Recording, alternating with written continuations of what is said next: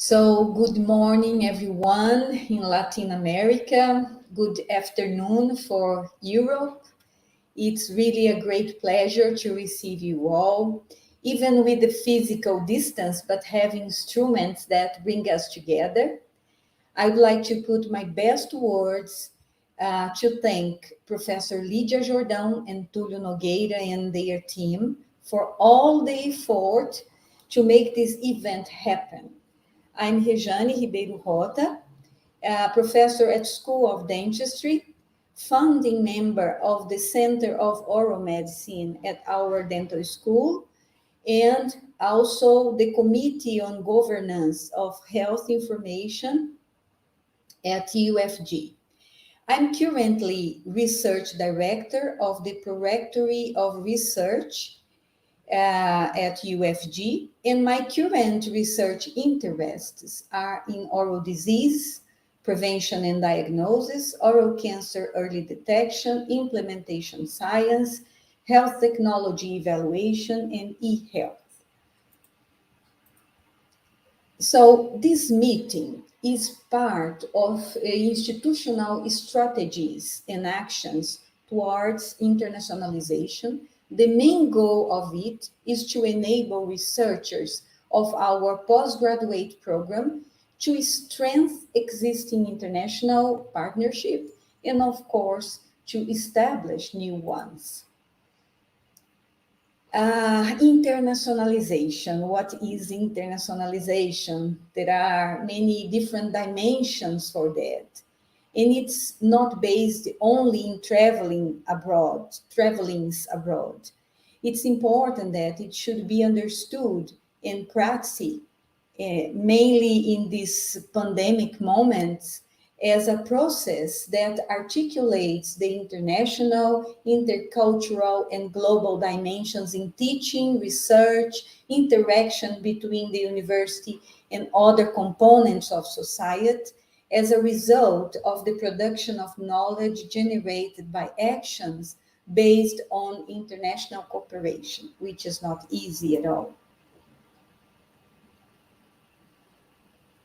So let's listen Melissa Leach a little bit, just to make some reflection. Túlio. Just waiting for Túlio include the video.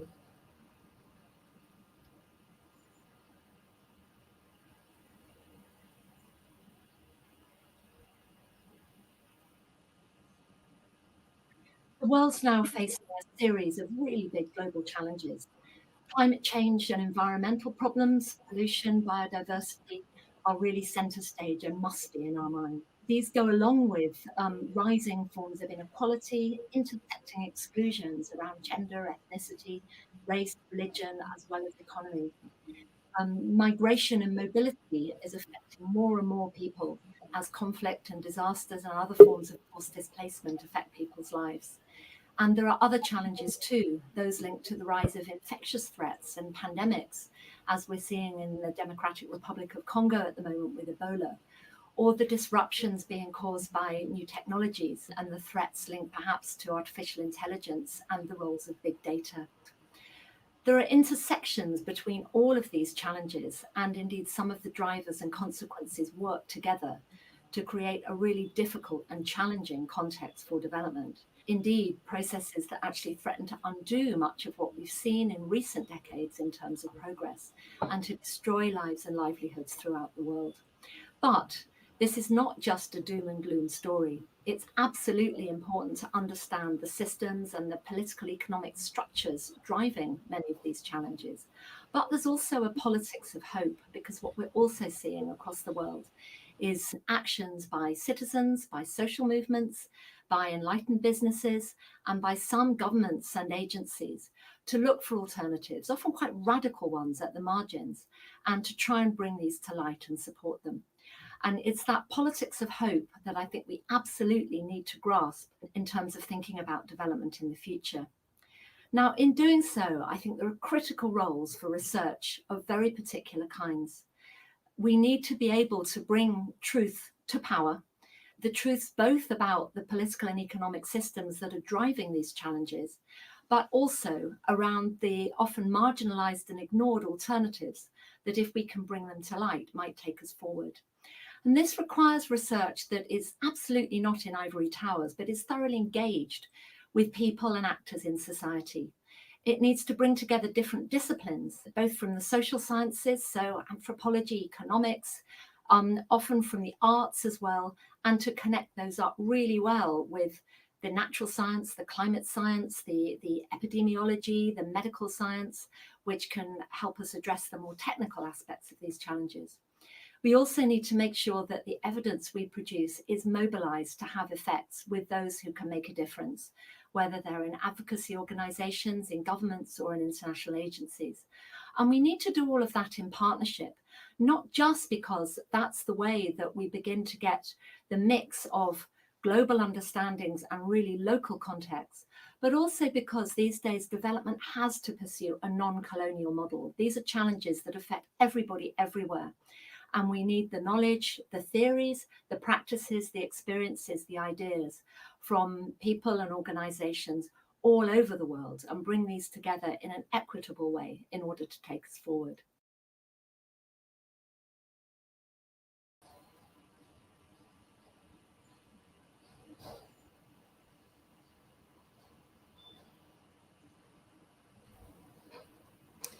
So reflecting about our aim with the meeting, what is internationalization, listening to this British geographer and social anthropologist, Dr. Melissa, she summarized the current challenging context for development, and which for me it's an alert to us that it is a world problem. But I would say that is a special problem to Brazil, and everybody knows why. So this highlights the importance of being here today, remembering that our context requires research that is absolutely not in ivory towers, but engaged with people and actors in society, just reinforcing her words, to make sure that the evidence we produce is mobilized to have effects. Partnership is not just a start to get mixed of global understanding, but these days development has to pursue a non-colonial model.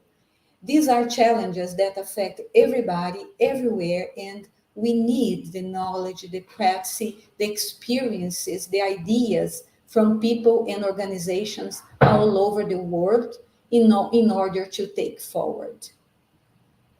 It's widely presumed that research collaboration, especially international collaboration, has benefits for both the researchers and the organizations involved, and enhances the quality of research. In this bibliographic study, the authors reveal that international collaboration in the form of co-authorship benefits both renowned and the young ones, institutions, increasing not only the citation impact of their publication, but also the average number of citations received in relation to all similar publications in the universe of the whole data, regardless of the area of knowledge. So the main project that our research group has been working on is an intervention and cost effectiveness project for early detection of oral cancer. And here it starts a little bit about our research group. And what supports this research is the fact that oral cancer is among the 10 malignant tumors in the highest prevalence in Brazil, mainly affect its productive population, those over 50 years of age, being the majority of treatments in advanced stage of the disease, which requires high cost treatment and has a direct impact on a country's budget planning. And also there is a lack of accurate epidemiological and economic information on oral potential malignant disorders and oral cancer. There is no well-established national public policy for prevention and early detection of oral cancer in Brazil, unfortunately. The great challenge for Brazil, choosing cost-effective strategies and technologies supported by economic and budgetary impact analysis for the structuring of an effective national public policy for oral cancer prevention. The aim of this project is to implement and evaluate the cost effectiveness of oral cancer metric support and screening program in Goiânia, our town, which is the capital of Goiás state, and it's in somehow a model of what happened in other towns and in other states also, probably. And to achieve that, we design an action research using mixed methods with complete economic evaluation, and also with the development of health technology to monitor the population at risk for oral cancer, which is going to be, it's being developing in 3 parts. Part 1, with 5 specific aims or sub-projects, which is the program implementation. Part 2, which is the partial economic evaluation of oral cancer cost, also with 4 specific aims. And part 3, full economic evaluation of oral cancer cost, with also 4 specific aims. These 3 parts, the first part was impaired mainly for the COVID pandemics, since it includes the primary care professionals training with its evaluation, the screening with monitoring the population at risk, and also comparison of the impact of the new clinical staging of head and neck cancer. But also we have the part 2, which we could keep going and from which we have the main results. And part 3, which is the full economic evaluation that depends on these 2 parts. This restarting of part 2, it's a good moment to do refinements that could come from this discussion here today, and maybe this interaction with Professor Warnakulasuriya and Brocklehurst that has been doing a great contribution to the world science in this field, especially. So, as a result from part 2, the direct healthcare cost of lip, oral cavity, and oropharyngeal cancer in Brazil was published in the beginning of this year in PLOS ONE. And the main contribution of this study was to estimate the cost of oral cancer in Brazil, which has not been reported before. The expenditure of oral cancer healthcare in Brazil from 2008 to 2016 was 495 million of international dollars. In other words, would mean 252 million of US dollar or 943 million of reais. Even though outpatient procedures presented the highest total cost, more than 50%, the cost per procedure was 34 times higher for inpatient procedures than outpatient procedures. Inpatient procedures means those at the hospital. So if we reduce the advanced case, inpatient procedures will be reduced, which substantially may reduce the cost of illness. So early detection is very important.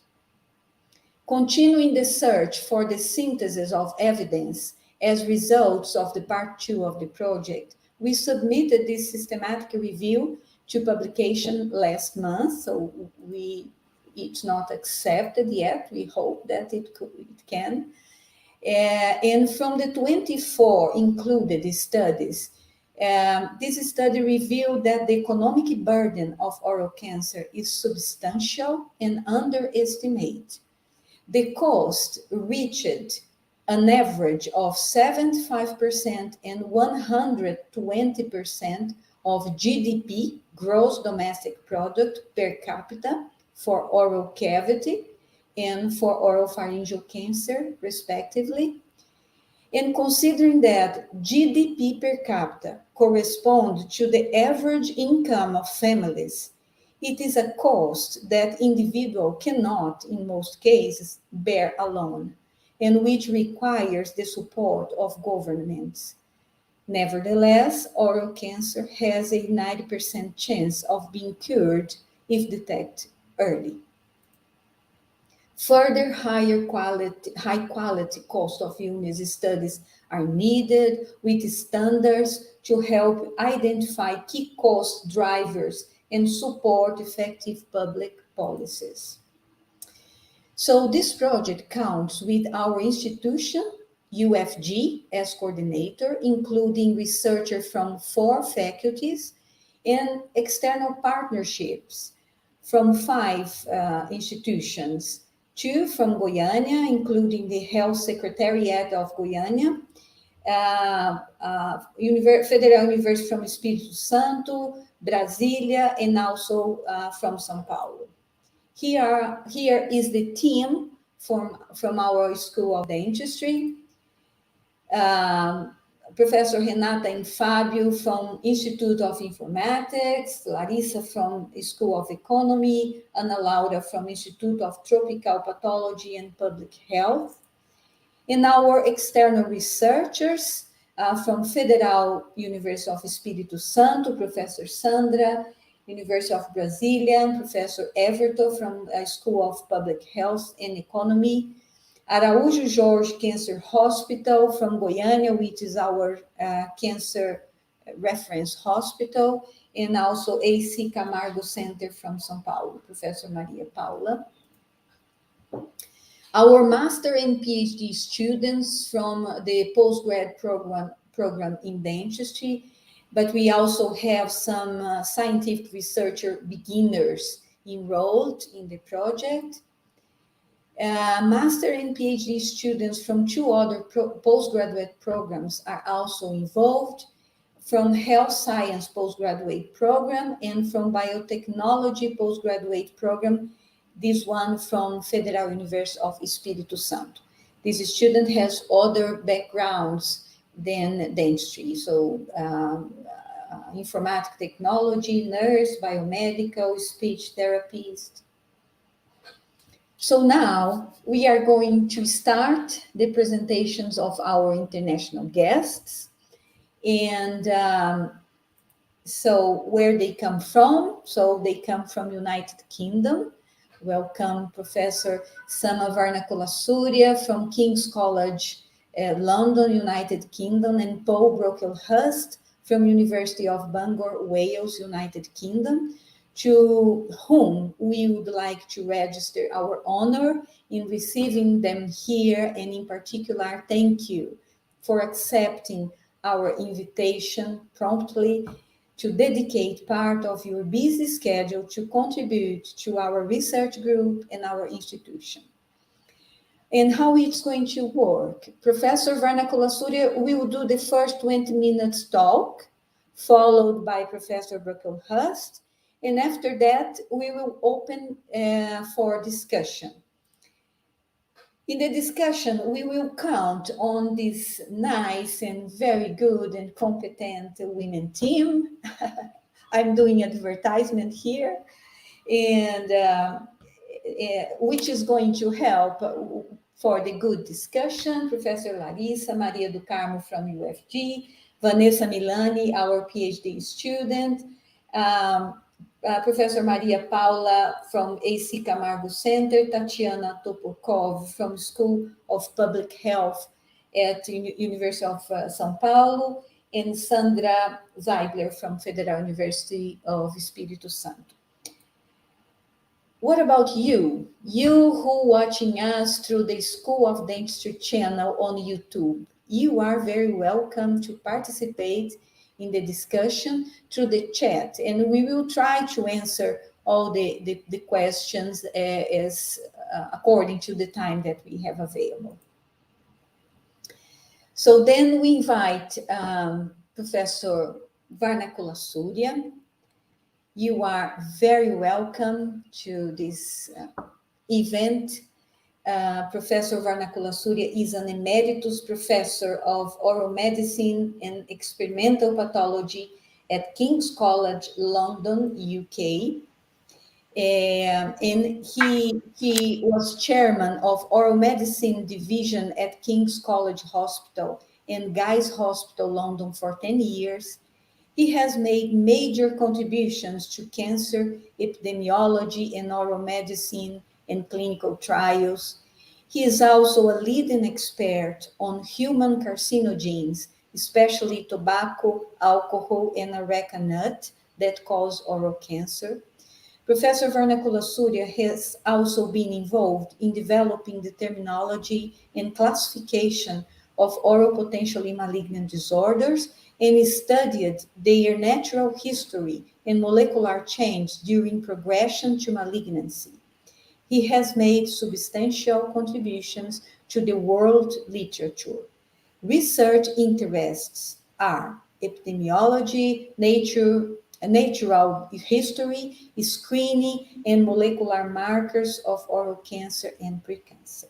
So, Professor Warnakulasuriya, the screen is yours. Thank you very much. Well, thank you very much indeed for inviting me to this UFG symposium, the international conference. And I'm very glad that you are taking steps to introduce new ways of controlling oral cancer in Brazil, because as we know from the epidemiology, Brazil has a very high rate of oral cancer in the world. So let me share the screen.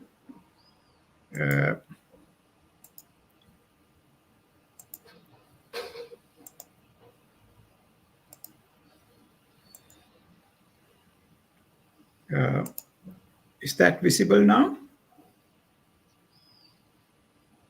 Can you see my screen? Not yet.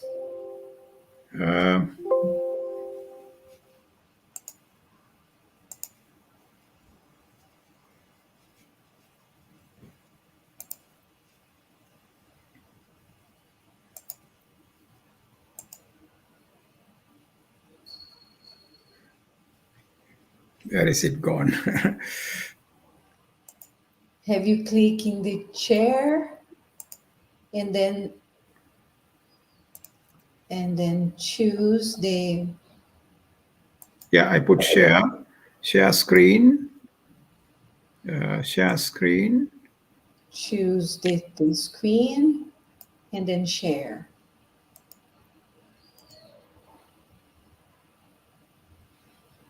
Yes, we are seeing your desktop, and now it's just to, yeah, now it's gone. Yes, there we go. Oops. You can see it now? Yes, we can. Okay, good. Perfect. You can hide this little tag on the bottom. Yeah. Okay. Right. So thank you very much for inviting me. I will today focus on public health aspects of oral cancer and oropharyngeal cancer.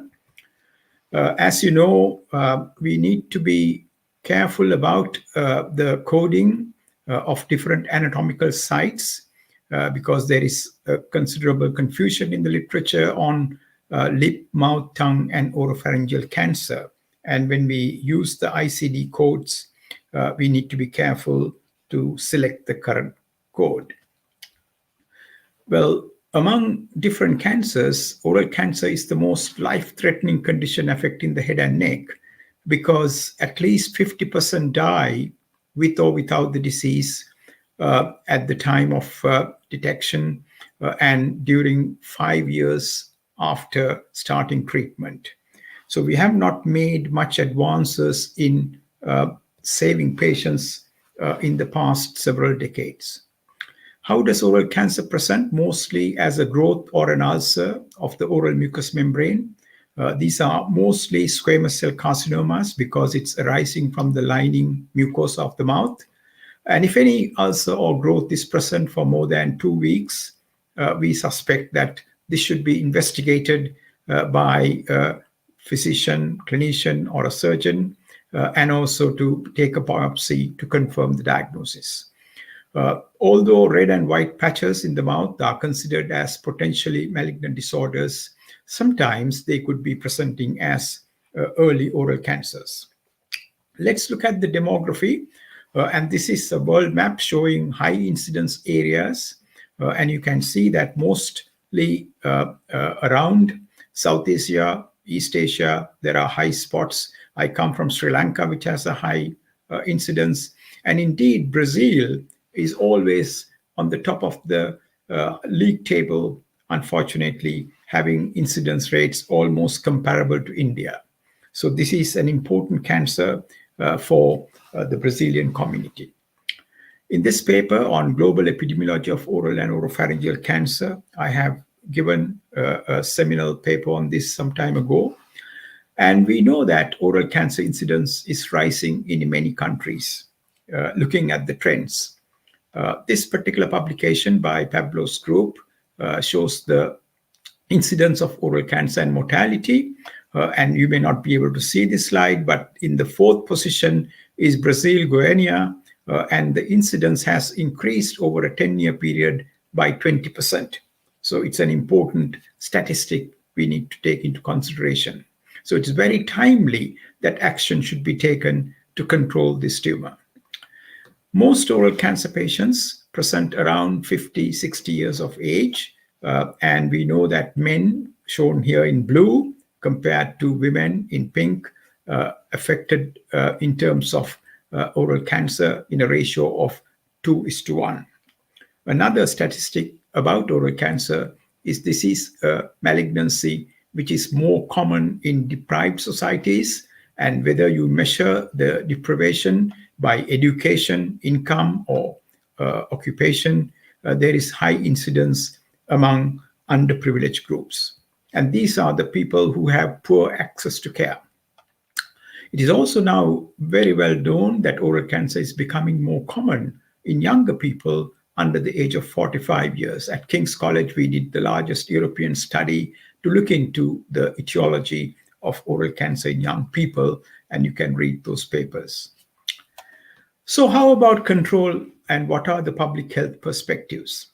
Our objectives in setting up the scene for oral cancer control has 2 objectives. One is to reduce the incidence, and the other is to reduce mortality.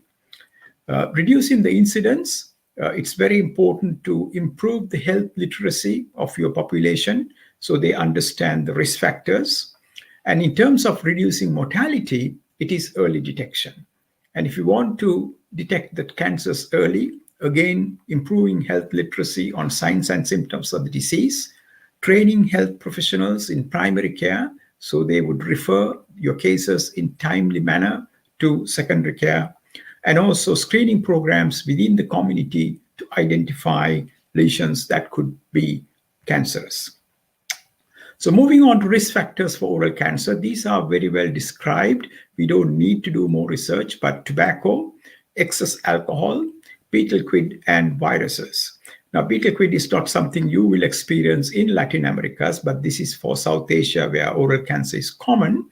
So I will only talk about tobacco, alcohol, and viruses today. And there is some protection if you have antioxidant containing diets. So the main issues are related to tobacco in whatever form, either smoking or smokeless, excess alcohol, HPV, human papillomavirus, and the protection from diet by correct intake of nutrients which have antioxidant properties. Lip cancer is related to sunlight, UV light.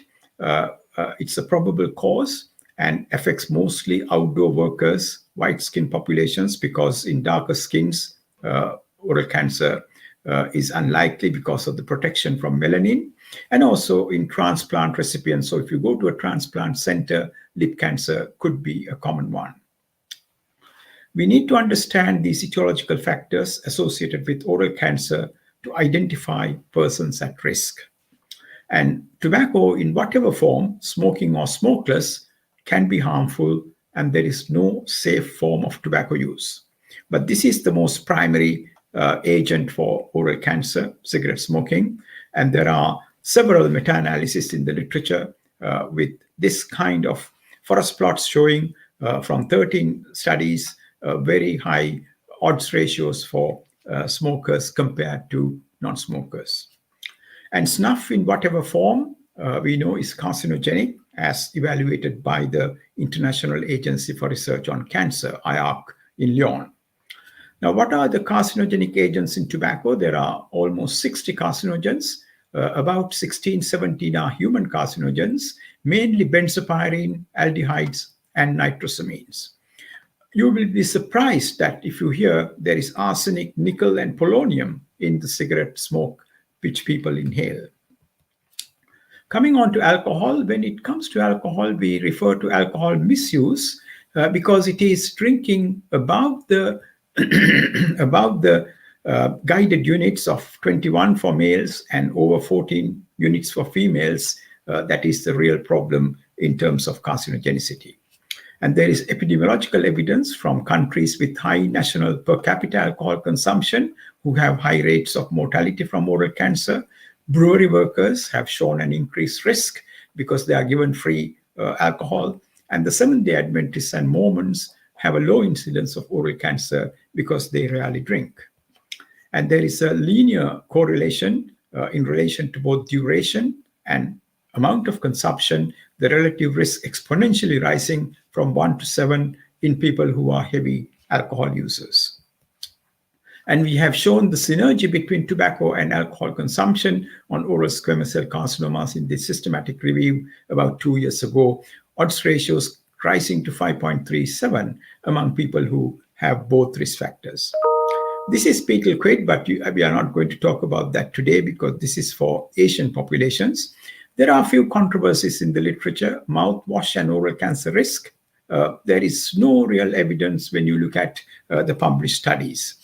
Infections, candida, could be a possible source. And now there are new studies showing oral bacterial biofilms contributing to oral cancer as a new novel agent, and certainly human papillomavirus.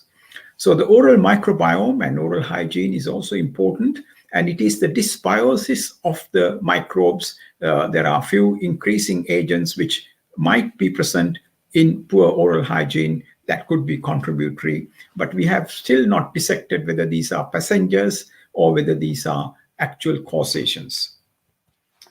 Moving on to oropharyngeal cancer, it's important to understand the anatomy of the oropharynx.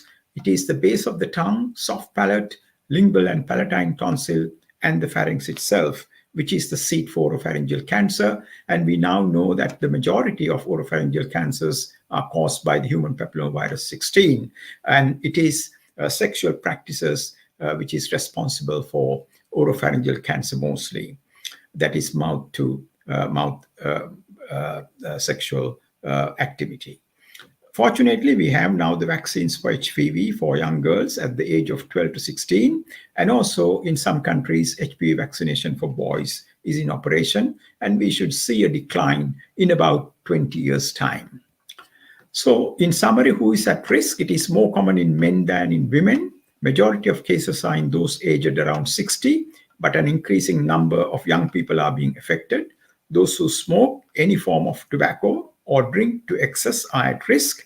Of course, chewing betel quid, poor diet, and orogenital HPV transmission is important to take into consideration. People suggest e-cigarettes are safe. That is not the case. We haven't had this in the market for long enough to see the outcome from e-cigarettes in terms of cancer. So it is important to train your health professionals. They should learn the skills in advising patients on tobacco cessation. And we encourage this 5A scheme, which is published in most of the publications in terms of oral cancer control.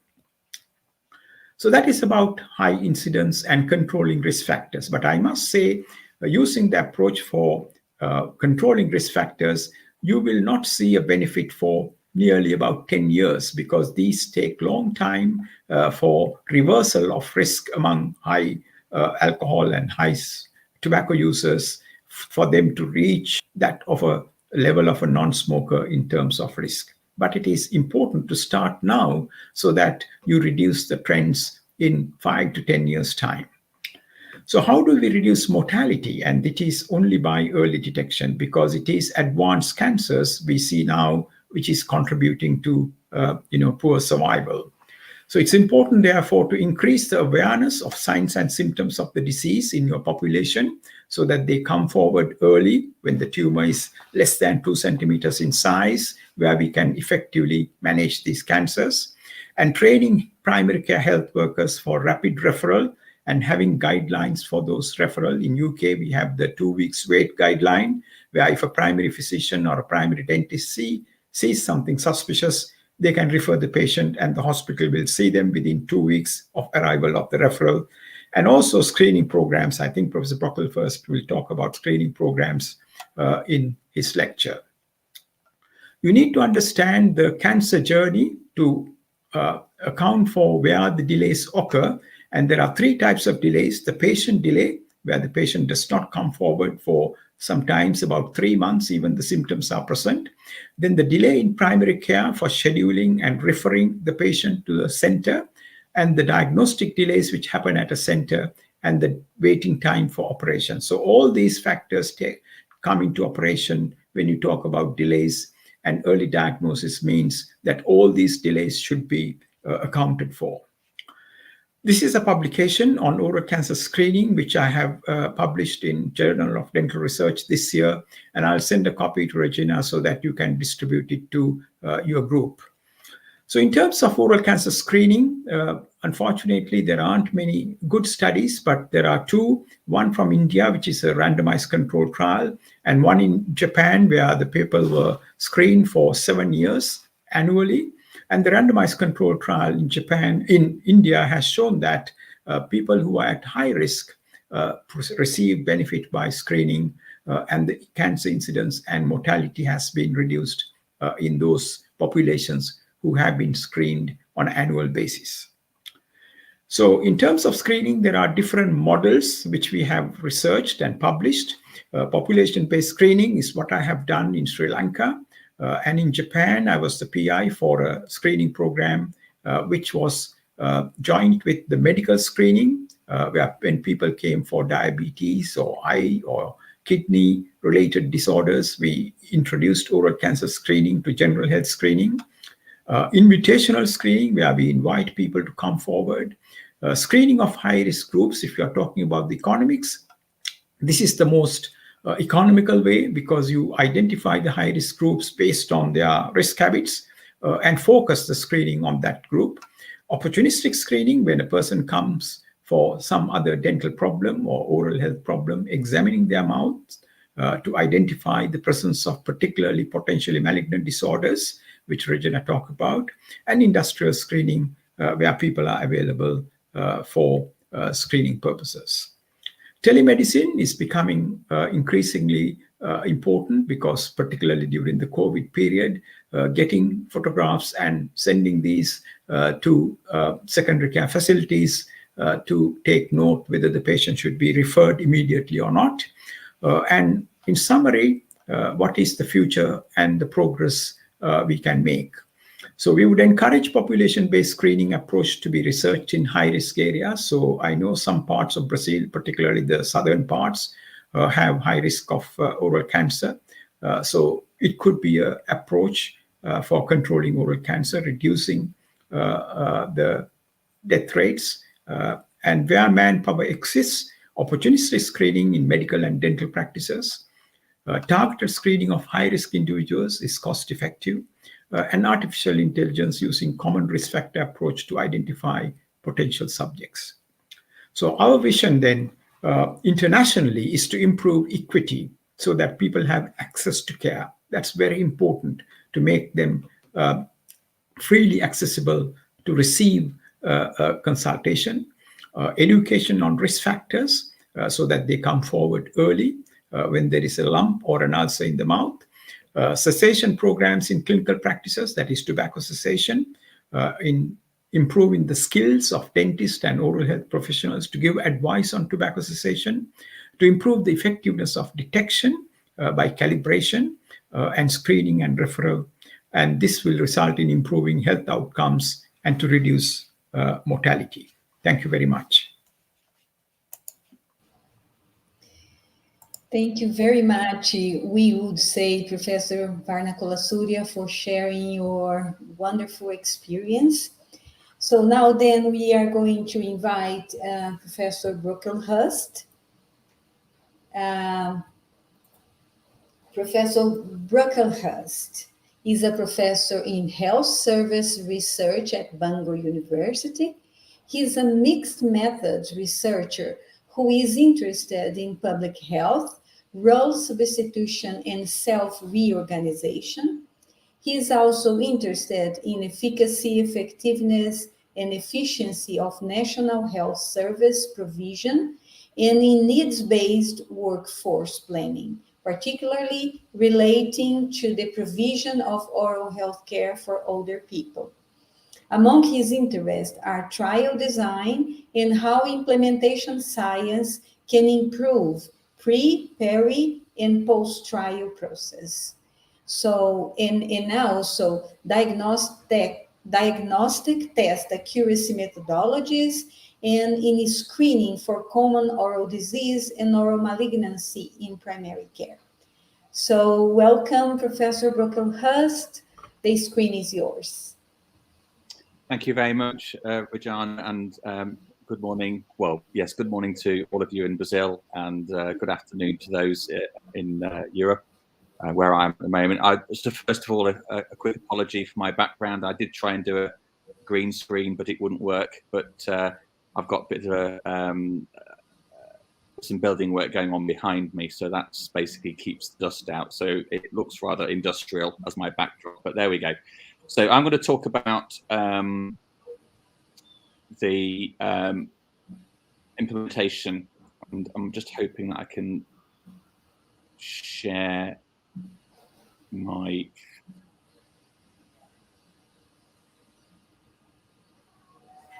Is that working, Tulio? Not yet. Tulio can see my screen. Okay. Not yet. Yeah, there you go. Oh, is that okay? So you can all see that now. Yeah. Is that clear? Okay, so who am I? So some of you might not know who I am, or probably many of you won't know who I am. And I kind of like have a foot in a number of different camps. And it's probably quite important. One of the key things around implementation is this issue of boundary spanning. I'll come on to that a little bit later on. But as you'll see there, I'm a researcher, but I also have quite a significant role in sort of policy making and population health change. So the first set of bullet points you can sort of see there is all relating to the research, what I've done, etc. But if you look at the bottom two, I also spend 2 days a week being the Deputy Chief Dental Officer for Wales and also an honorary consultant in public health. I'll explain how important that is later on, as I mentioned. A couple of papers for you if you look at, if you're interested in implementation sort of science, and particularly around trial design, but more broadly in terms of how we use evidence. So these are particularly geared towards oral health and dentistry. At the moment, I work for a trials unit which isn't specifically related to dentistry, so I have experience of designing trials, you know, across the broader medical sort of spectrum. But these 3 papers talk very much about oral health, and I'll pick up some of the themes that I mentioned in those. The last one with Sarah Baker and Joe Langley, that one on the right there, and that's an interesting one, and very much picks up the themes which the video that you saw and the messages that came out of that video that you saw at the beginning of the seminar picks up on a lot of those. So how do you measure or produce change in complex health systems? I'll start with 2 metaphors, basically. The one on the left here is a cartoon, if you like, something that reminds me of a conversation I often have with my principal statistician at the trials unit when I ask, does it work? And she'll always respond with kind of like, well, what do you mean by does it and work? And that's not just a flippant cartoon. Actually, that's quite important because the working bit particularly means different things to different people. That might be something quite different to a policymaker, quite different again to a patient, quite different again to a academic researcher in their ivory tower.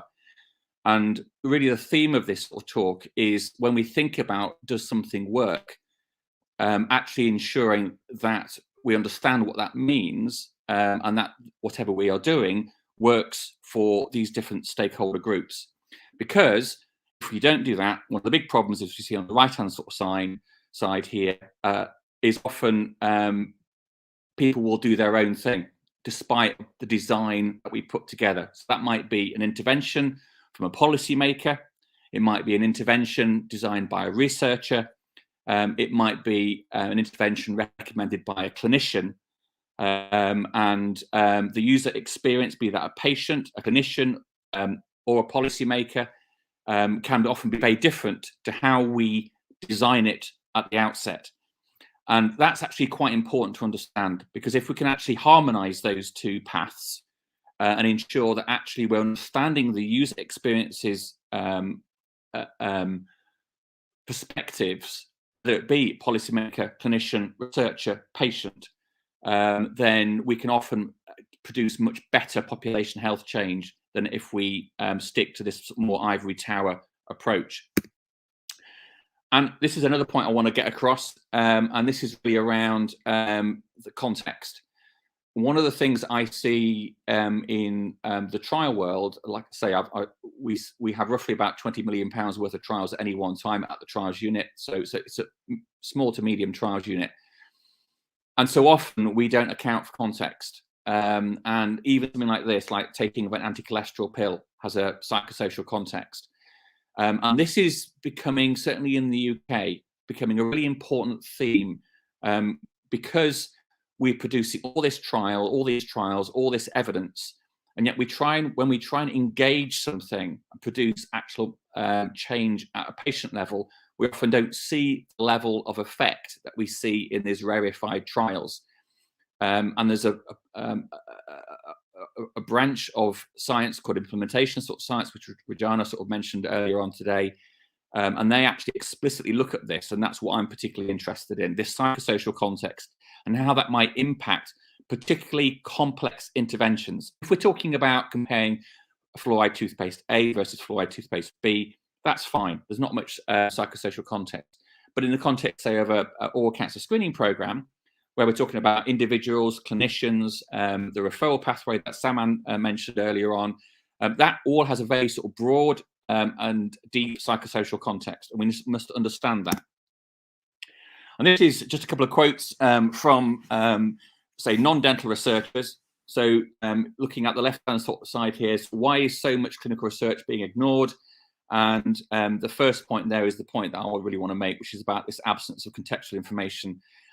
to enable to transfer the results from what we do as trials, etc., into other settings, usually the real world sort of settings. The reference is there. It's not a new paper, but it's quite a good paper. And on the right-hand side here, we see again some of the issues that are raised by multiple researchers, particularly health service researchers. And again, with this observation that effect sizes often are not replicated in practice, the ones that we see in trials, because the trials are often done in very rarefied conditions. So this first quote, effect sizes do not provide policymakers with information on how an intervention might be replicated in their specific context, and underscore the need to extract the core issues from the context in which they're embedded in order to ensure that they are transferable across settings. Again, the references are all there. And as a trialist, often I see that we routinely pretend that uncertainty actually doesn't exist. That's a very, very real great temptation.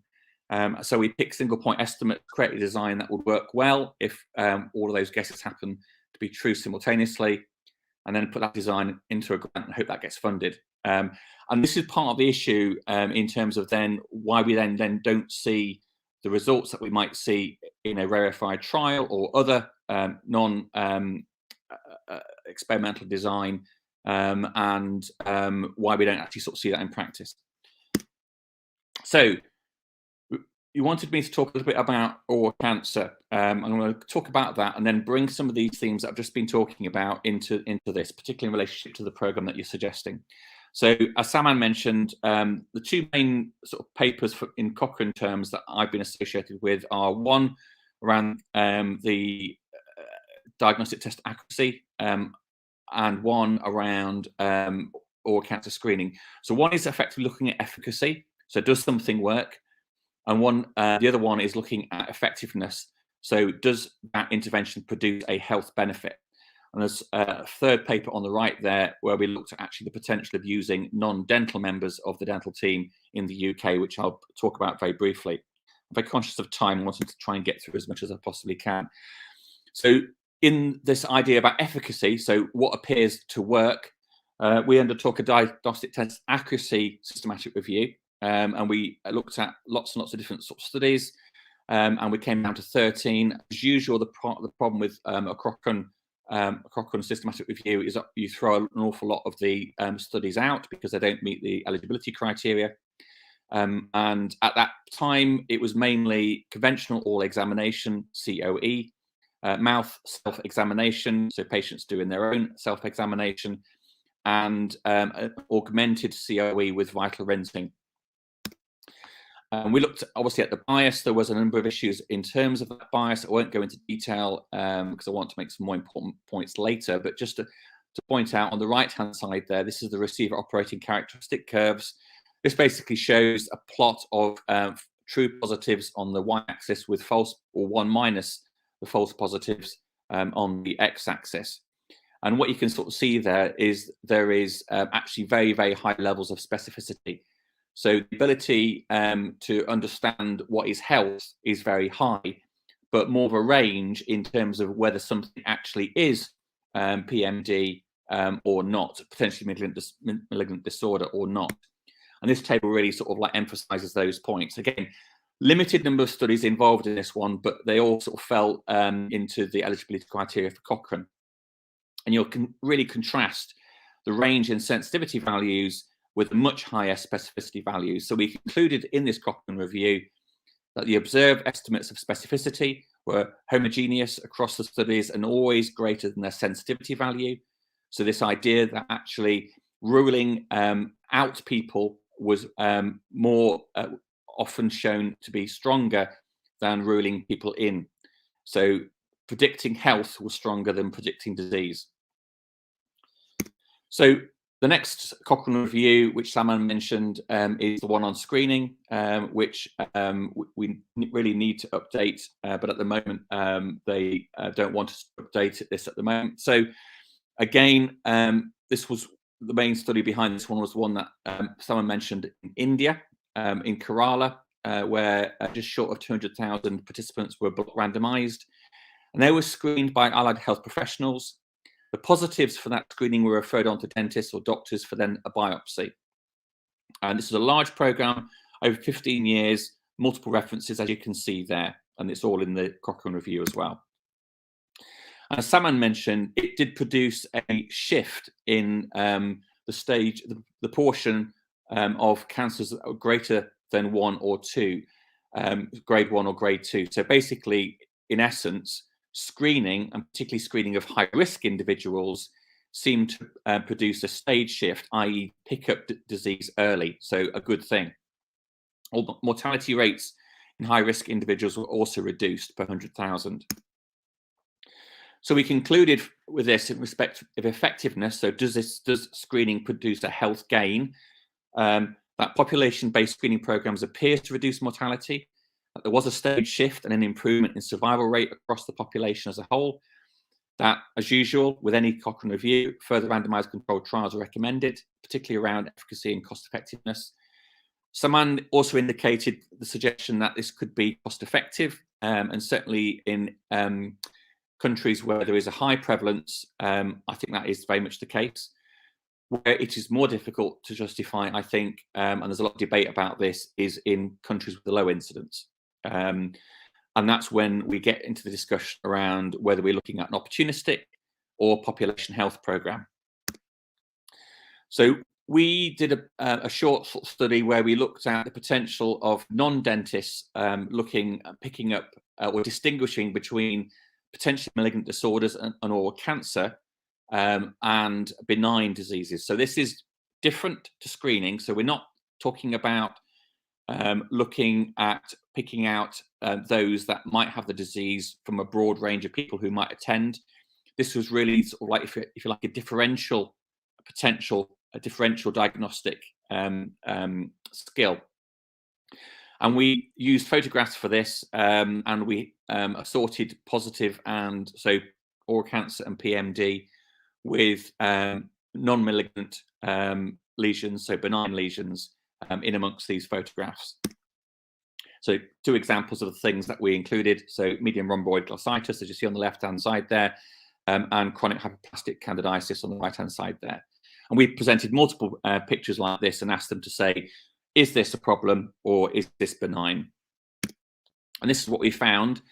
Now, on the left-hand sort of side, again, this receiver operating characteristic curve. On the left-hand side, this was non-dentists. And on the right-hand sort of side, this was dentists. You can see the spread is reasonably sort of similar.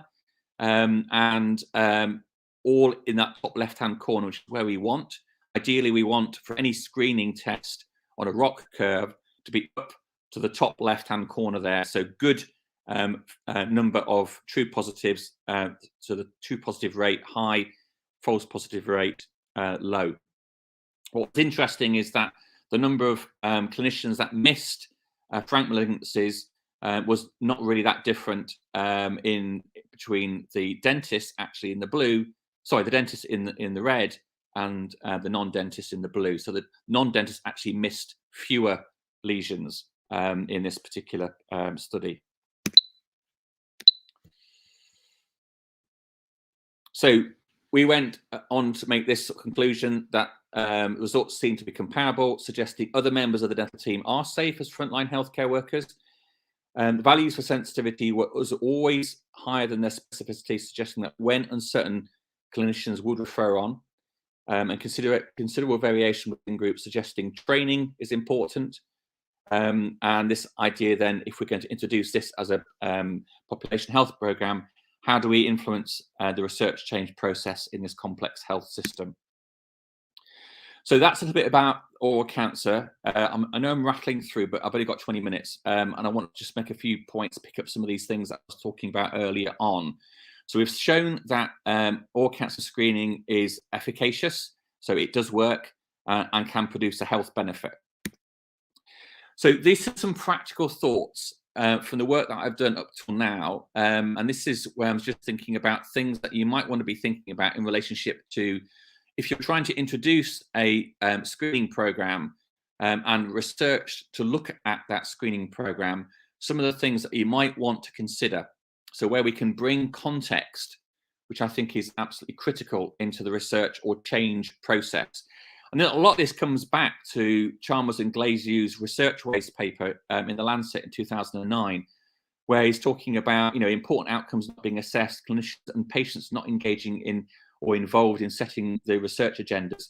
And that's really the first thing, is actually making sure that we've got all those important stakeholders in your program, or in any program that is, bringing them all together and ensuring that there is better alignment, and that the views of patients are taken as seriously as the views of clinicians, as seriously as the views of researchers, etc., etc. One of the things I always like to do is a priority sort of setting partnership, where we actually sort of work with this broader stakeholder group to actually look at setting priorities. In this case, obviously, in terms of reducing cancer, and how do we do that? And again, bringing those multiple perspectives, those multiple agencies, and again, going back to that video, thinking outside the box, also academically thinking outside the dental box, bringing in different types of researchers into this arena. The importance of meaningful patient and public involvement and participatory research. I'll talk a bit about that in a couple of slides' time. This idea about creating boundary spanners. Now, I mentioned this earlier on. To an extent, I'm a boundary spanner because I'm both a researcher and a policymaker. And one of the benefits of those is that they can begin to sort of see things from both sides of the story, and bridge the tensions sometimes that arise between these different sort of stakeholder groups. And there's quite a developing literature around boundary spanning, and that might be worthwhile you looking at. And a couple of other bits and pieces from a sort of research point of view, in terms of the evaluation of any population program, for example, within oral cancer, is core outcome sets. So you measure change that's meaningful. So it's not just the academics that are sort of saying what's important. So, or say a cold clinical measure like mortality or morbidity, but also you might want to be thinking there about this set containing what patients want to get out of this, what policymakers want to get out of this. So again, you bring together, and I'll talk a bit about that shortly in terms of the core outcome set. And there's a paper that's just been published talking about core outcome sets within programs for all epithelial dysplasia as well. Process evaluations, I can see that you're doing this in terms of a mixed methods. I think that's fantastic.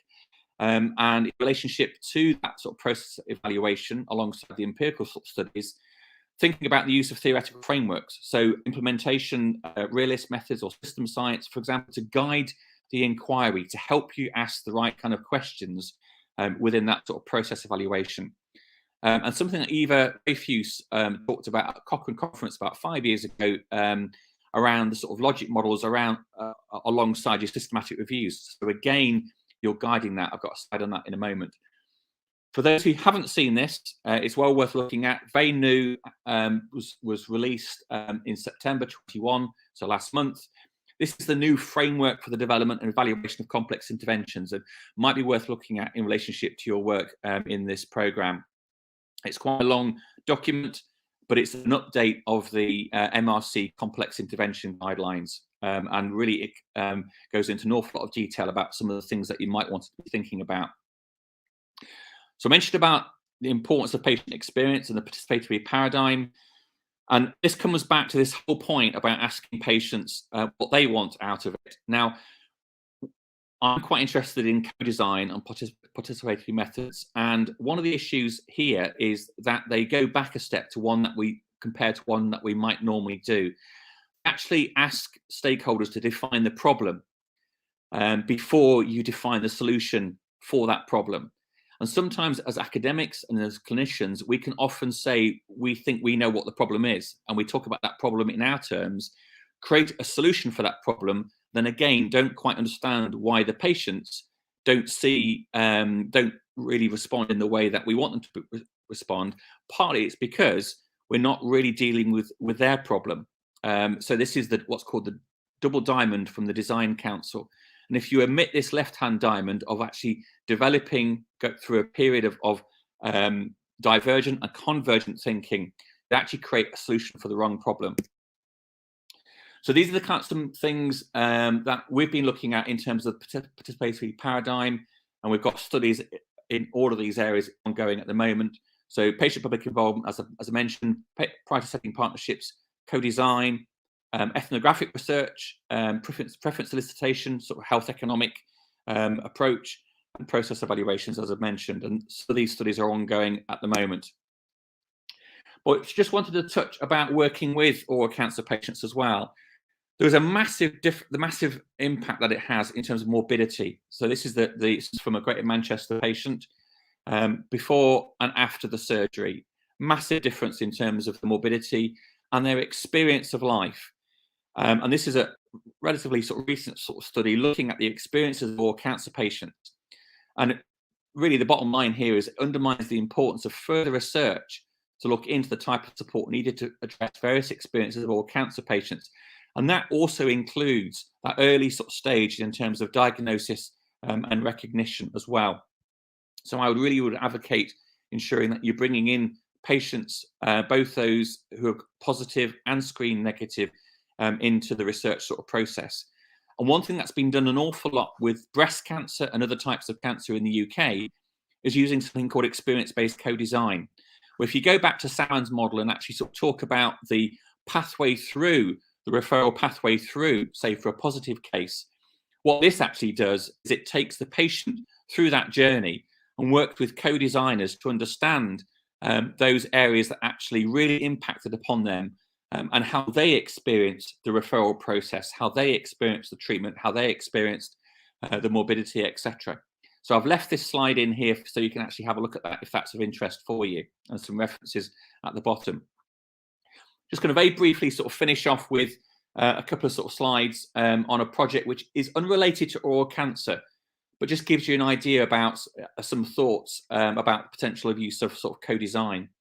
This was for intervention development, and this was using experience-based co-design. And this was for looking at how do we manage stroke patients, how do we manage the oral health of stroke patients after they get discharged from hospital. So they've come in for their acute stroke, they then get discharged, often with sensory and motor problems in relationship to being able to maintain their oral health. So this is a funded sort of study, and we had sort of 4 workshops, and the stroke survivors and their carers had one workshop, then the healthcare professionals, then back to the stroke survivors and the carers. And then it wasn't until the end that we brought all the different stakeholders together. And that was deliberate. That was to ensure that you've got a good development of cohesion and empowerment of the different groups before you bring them together. Because one of the problems that you have when you bring academics, professors, policymakers into the same room is you've got that power dynamic. I can talk about that at some point later on if people are interested.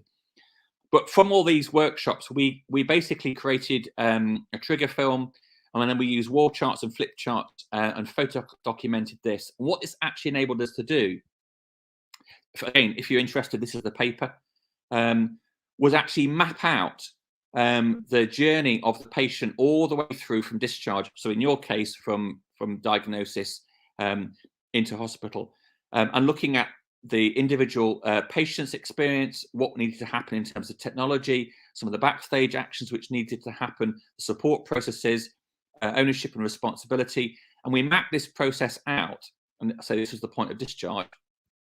And then with co-designers, we're able to sort of look at how we best maximize the design of our intervention to ensure that it was fit for purpose for those patients who are engaged in it.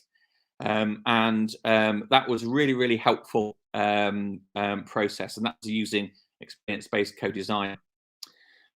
Last couple of slides, sorry, and I promise, last couple of slides around core outcome sets. This is the idea that when you're looking at this from a research point of view, that you're actually measuring what is important to measure, not what you think is important to measure from a researcher's perspective, but also from the patients, the stakeholders, the clinicians, the policymakers as well. And this was the paper that I mentioned, it was looking at early phase intervention trials in oral cancer prevention. And one of the things that they state, and this is the 21 paper, is a need for a core outcome set in all epithelial dysplasia sort of trials. Again, coming back to this point, hopefully, that I'm trying to make for you, is there's growing recognition that insufficient attention has been paid to the outcome measures in clinical trials, which need to be relevant to health service users and other people making choices. If the findings, and this is the key thing, if you want the findings of the research to influence practice and future research. There's some links here about COMET, for those of you who are unaware of it. This is the database for core outcome measures, studies, etc. And I'll leave this in, but I'm just conscious of sort of time. And this is the bit that I was mentioning that Eva Rayfuse did in relationship to a logic model underpinning a systematic review process. So again, I'd recommend you have a look at this as well. So she's in public health, and she talks about in the policymakers involved and the clinicians and patients involved in the review process itself as that progresses. Okay, so that says thank you very much. Thank you for listening in Welsh. Apologies, that's been a real rush through, and I'm probably late, as I always am, probably overrun, but hopefully that's made some important points and some food for thought later. Thank you very much, Professor Brocklehurst. It's amazing the importance to mix what Professor Warnakulasuriya presented and what you have presented about the complexity and how you can reach it to make or to reach effective and effectiveness. And that's the point that we really need to strengthen the proximity with you and Professor Warnakulasuriya to improve the design of our project.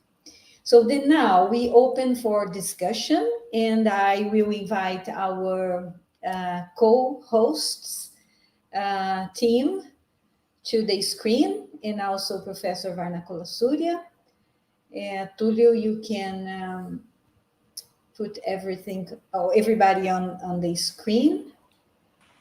And then we are going to mix the questions from the group here, and also questions from the chat, from the participants. Okay, so I will start with one, and then we pick the chat, and also you feel free, girls, to make your questions or comments.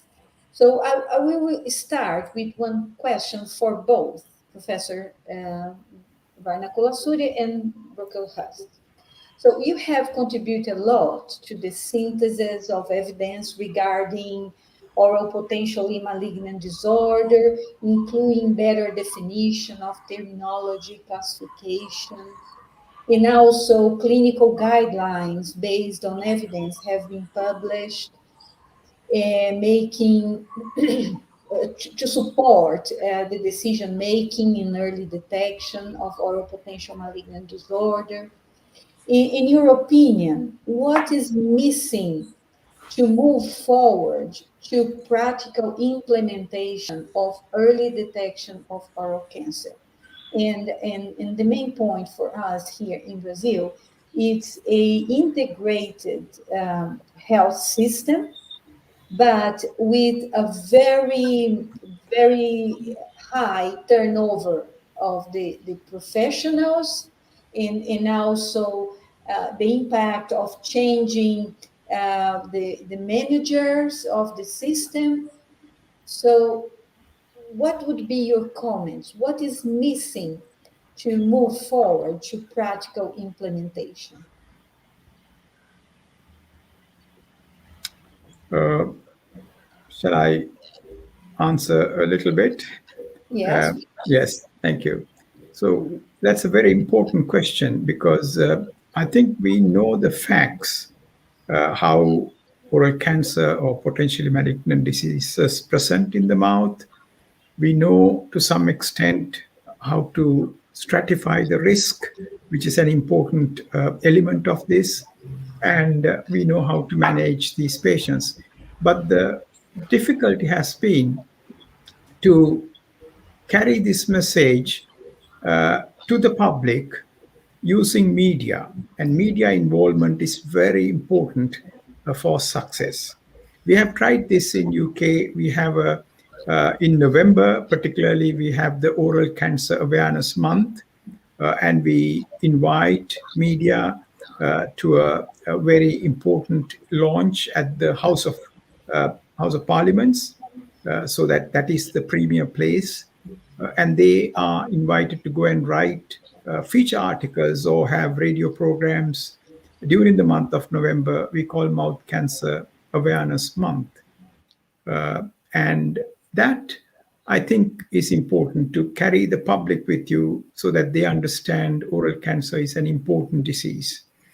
And the failure has been that most countries where the risk is high, this message has not reached the population. And it has to be done repeatedly. It's not something which has to be done once and forgotten about. So we need to keep doing this. And that's the only way we can improve the public understanding the signs and symptoms and coming forward to get their mouth examined when there is something suspicious. We say, if you are in doubt, check it out.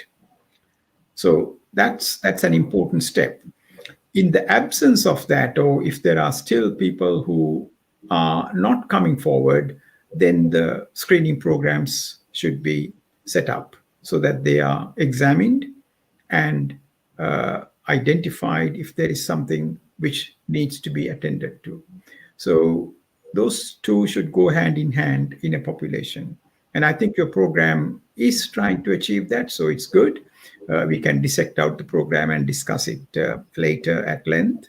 But I think those elements have to be clear right from. They are not very, mathematical models or anything like that. They are simple, procedures which have to be taken into account. But there is a cost involved, of course, and we have to budget for these costs. And we need the policymakers to support us in order to get the budgets organized for such activity. Perfect. Thank you. Thank you very much, Professor Warnakulasuriya. Professor Brocklehurst. Yeah, I agree with Saman. I think there's a couple of levels here. So I think if you're going for a population sort of screening program and you're biting the bullet in terms of the cost for that's really important. But I think I just want to pick up on something that Saman said, and we see a lot of this. It's not a critical thing of Saman at all, but it's this idea around health literacy, and this idea. I'm engaged at the moment with an FDI project called Whole Mouth Health, and it started off as a project which was looking at how do we get this idea of the mouth being part of the broader body, and it very much came from a health literacy lens to begin with. And I think one of the problems that we have is that we often, and we see this in population health, we often sort of say, oh, if only we could make our population more literate from a health perspective. And whilst I totally agree with that, part of this is actually sort of seeing how the disease that they might get or currently have is located in their lives and their present lives at the current point in time, because we've known about oral cancer and the delays in oral cancer for such a long time. We've done a lot of work on that, and yet it persists. And this is like one of those wicked problems, a bit like smoking and to some extent alcohol in the UK. Now, when you look at, for example, the World Health Organization interventions on smoking, there was a report produced some time ago now comparing different behaviour programs with tobacco tax and banning smoking in public places. And the WHO analysis suggested that actually that had the biggest effect. It was about a 10%, 15% effect compared to any sort of health literacy sort of programs, health promotion sort of programs. And that's taking a very much a sort of big brother type of approach. But I think it just emphasizes the point that we often sort of talk about if only we could improve the health literacy. I think a large part of that problem is that we're seeing this from our perspective in terms of clinicians who think that the mouth is important. We need to actually understand this disease from the perspective of those who get it. So that for me is, you know, really important. And so the work more on sort of delays, etc., is quite interesting, I think. But I mean, I see this all the time in policy making in the Welsh government.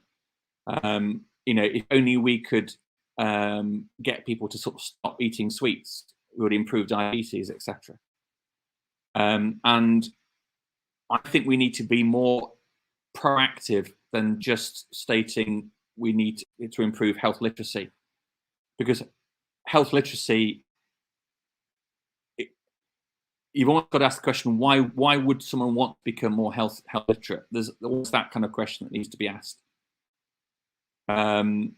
because there's so many other things which engage, you know, catching the bus, mundane stuff, looking after children, mundane sort of stuff, which particularly those from lower socioeconomic backgrounds, they don't necessarily think about the health in the same way that we do, from sort of middle income backgrounds.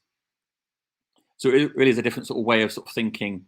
Probably we need to sort of challenge ourselves in how we think about that. Yes. I mean, it's really challenging, but I think as also it's simple and challenging in the context is complex. So we need to understand these different points to really do the research that can help to go forward. And does anybody here would like to ask, or can we jump to the questions from the chat? So let's do here. There's a question from Luciano Castro. Luciano is also a professor at the School of Dentistry. He's asking to Professor Warnakulasuriya, we have seen an increasing spread of water pipe smoking among Brazilian youth. What is the situation in UK? Have you studied the consumption of betel quid, marijuana, and hookah in young people? Yes, hookah smoking is increasing even in UK because of migrant populations. There are, if you walk down the famous streets in London, you can see the restaurants with hookah smoking in the pavements. Unfortunately, the research has been very limited, and people consider it is a safe form of smoking because the tobacco is drawn through the water. But that is not the case. Unfortunately, it is a risk factor, and very little research has been done. But we need to address all forms of smoking, all forms of tobacco use. That is my policy.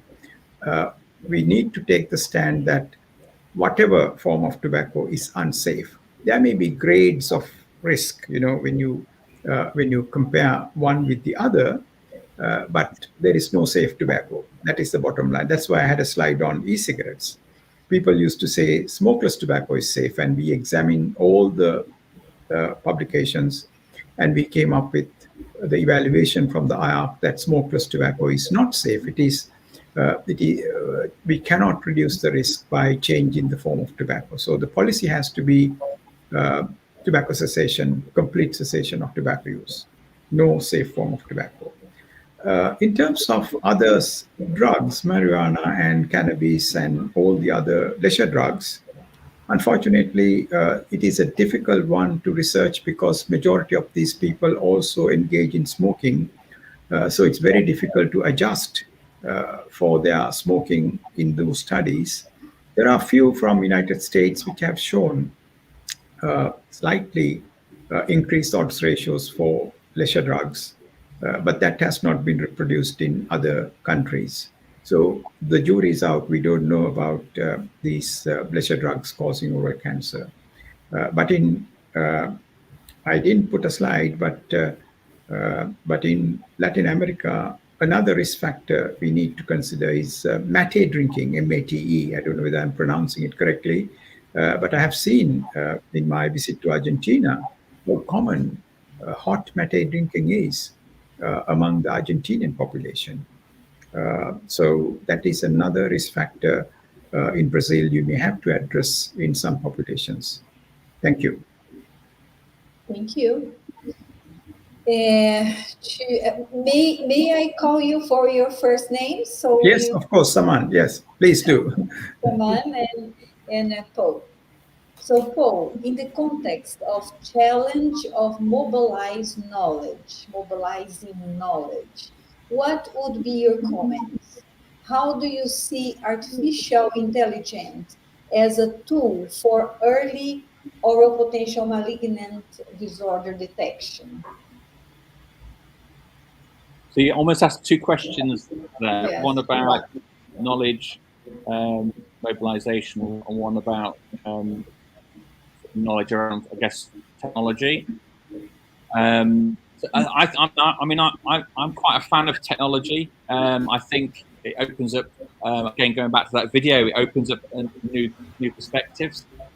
The problem is we have, obviously, we know from the Cochrane review, mouth self-examination wasn't particularly great in that Cochrane review.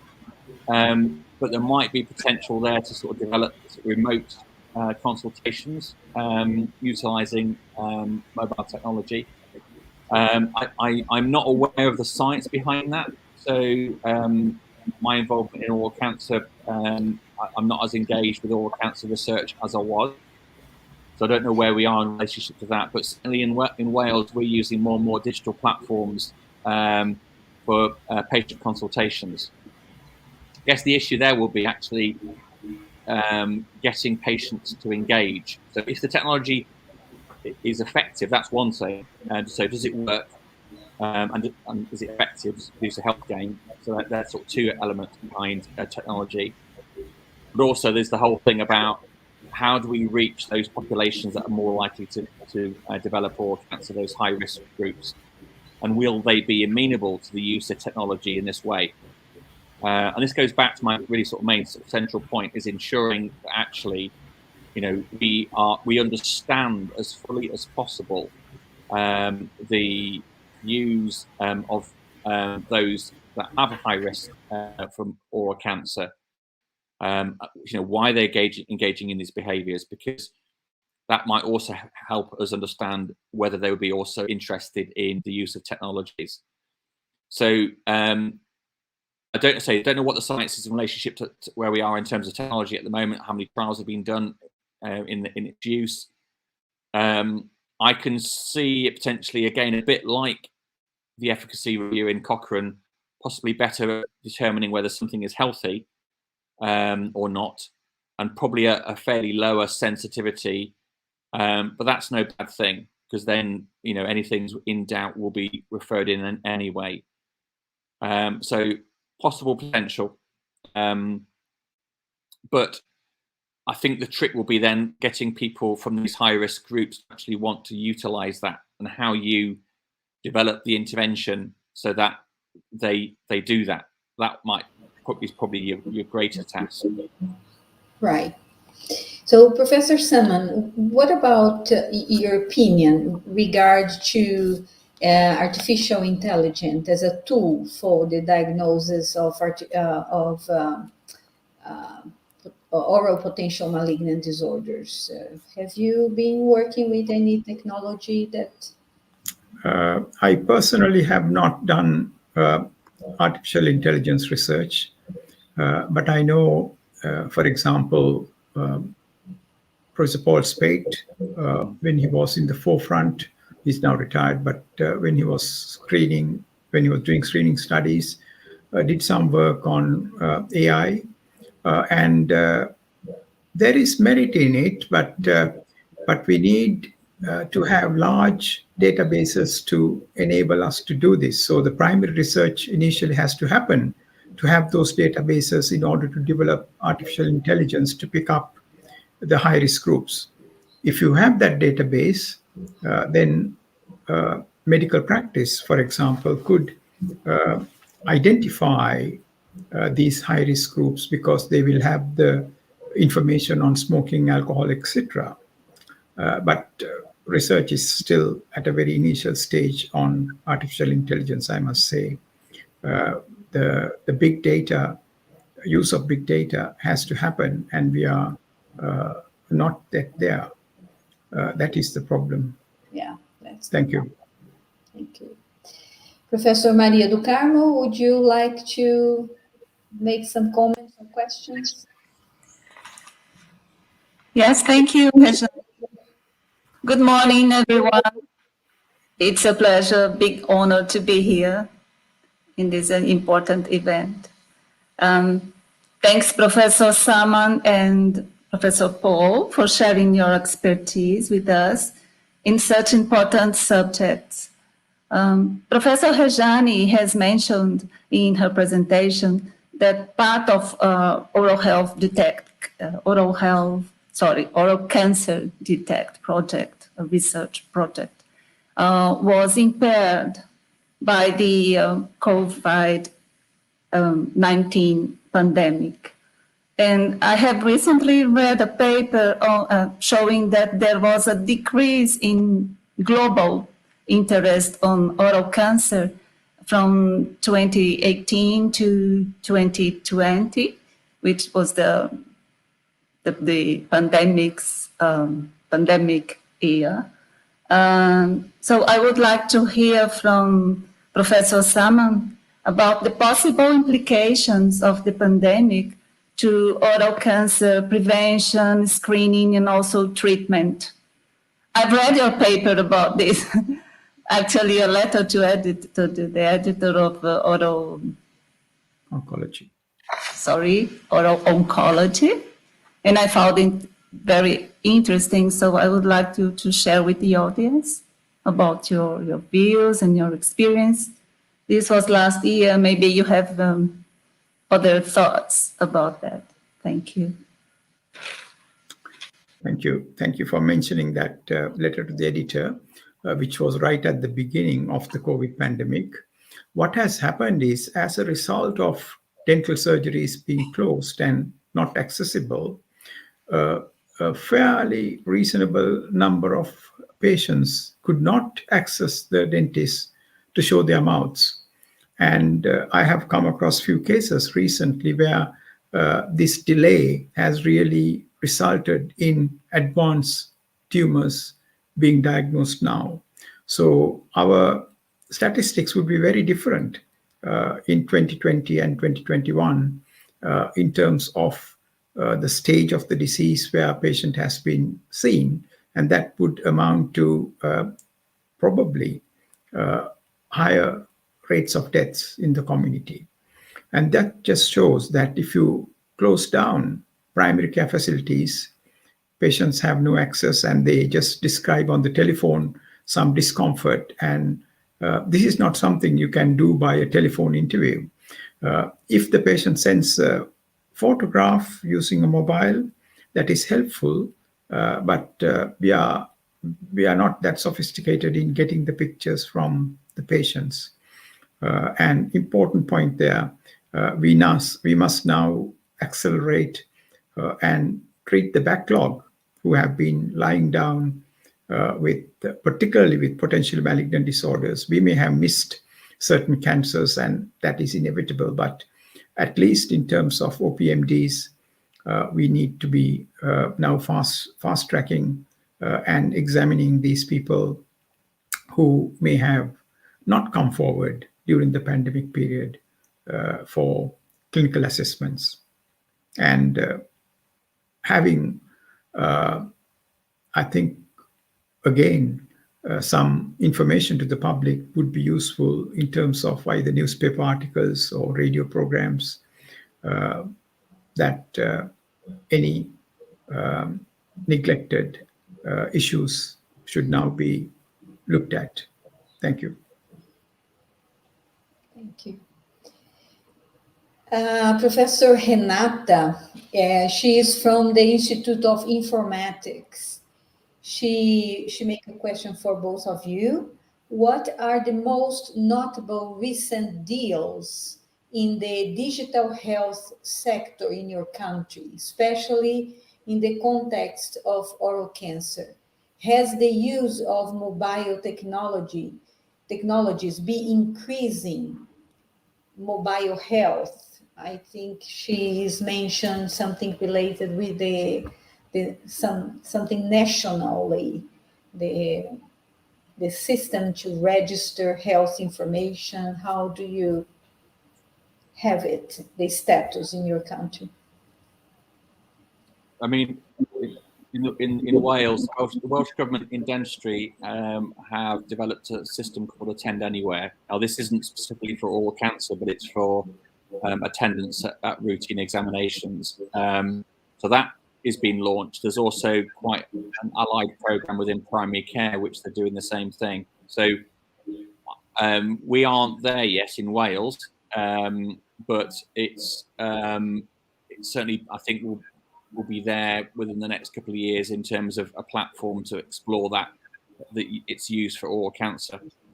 But at the moment, dental is limited to sort of doing routine sort of checkups and discussions and health promotion activity via this virtual platform. I'm also just going to put a few things in the chat about the FDI project, which I mentioned around health literacy and a couple of bits and pieces which might be helpful on that. Right. Professor Saman, in England or in London or in England, do you have this very well established way to integrate health information from, as a longitudinal health record of the patient? And do you have some source of alerts for the individuals to come back, and especially for the population at risk for the disease? Unfortunately not. I mean, the system is there, but it is not focused or streamlined for the issues we are interested in. Most of the hospitals and primary care facilities have now electronic records. So that information is available, but it has not been set up for the purposes we need. In England, one of the most important advances we have made, this is now a little bit ancient, but I must mention, is what is called the 2 weeks wait rule. The 2 weeks wait rule involves if a person presents at a primary care facility, either with a general physician or with a dentist, and if there is suspicion that this could be either cancer or a serious dysplasia, i.e. a red patch, then the primary care physician or the dentist has the opportunity to refer this patient under the 2 weeks wait system to hospital. The moment the letter or the information is under 2 weeks wait system, the hospital where the referral is made to is duty bound to see this patient within 2 weeks to reduce that delay. So that is one of the most important aspects or improvements in healthcare we have seen. It came into force in 2005, and the guidelines were slightly updated in 2015. And I think, certainly from my unit's point of view, we have made a lot of progress using the 2 weeks wait system, because the patient doesn't sit and wait for months once the practitioner has seen the patient. And I think that is an important step for any country to adapt to have that. And the hospitals are penalized if a 2 weeks wait patient is not seen. So the managers are quite emphatic or thorough about getting these patients examined within that short interval. That's important. In terms of mobile technology, we don't have sort of app or a system for that yet. But I would like you to read up a program from Malaysia. It's called Mimosa, MEMOSA. I can send the reference, where they have developed an app which can be downloaded into mobile phones. And anybody can take a picture of the mouth or the lesion which they are concerned about and get a second opinion from a specialist center. And that app is being now expanded to reach, it has been researched and published, and to reach the national levels. So mobile technology is used because everybody now has more or less a mobile phone in their home, and there may be false positive referrals, but at least it is one which might help us to bring these people forward. Because I did a study in Scotland with young people who have been recently diagnosed with oral cancer, asking them qualitative research to find out what was the delay. In some cases, the delay was over 3 months. They knew there was something wrong, but they didn't approach the doctor or the GP thinking this is not cancer. So if they could take a picture and send it to a referral center, I think these delays can be overcome, because late diagnosis, we know, is the most important single factor which affects survival.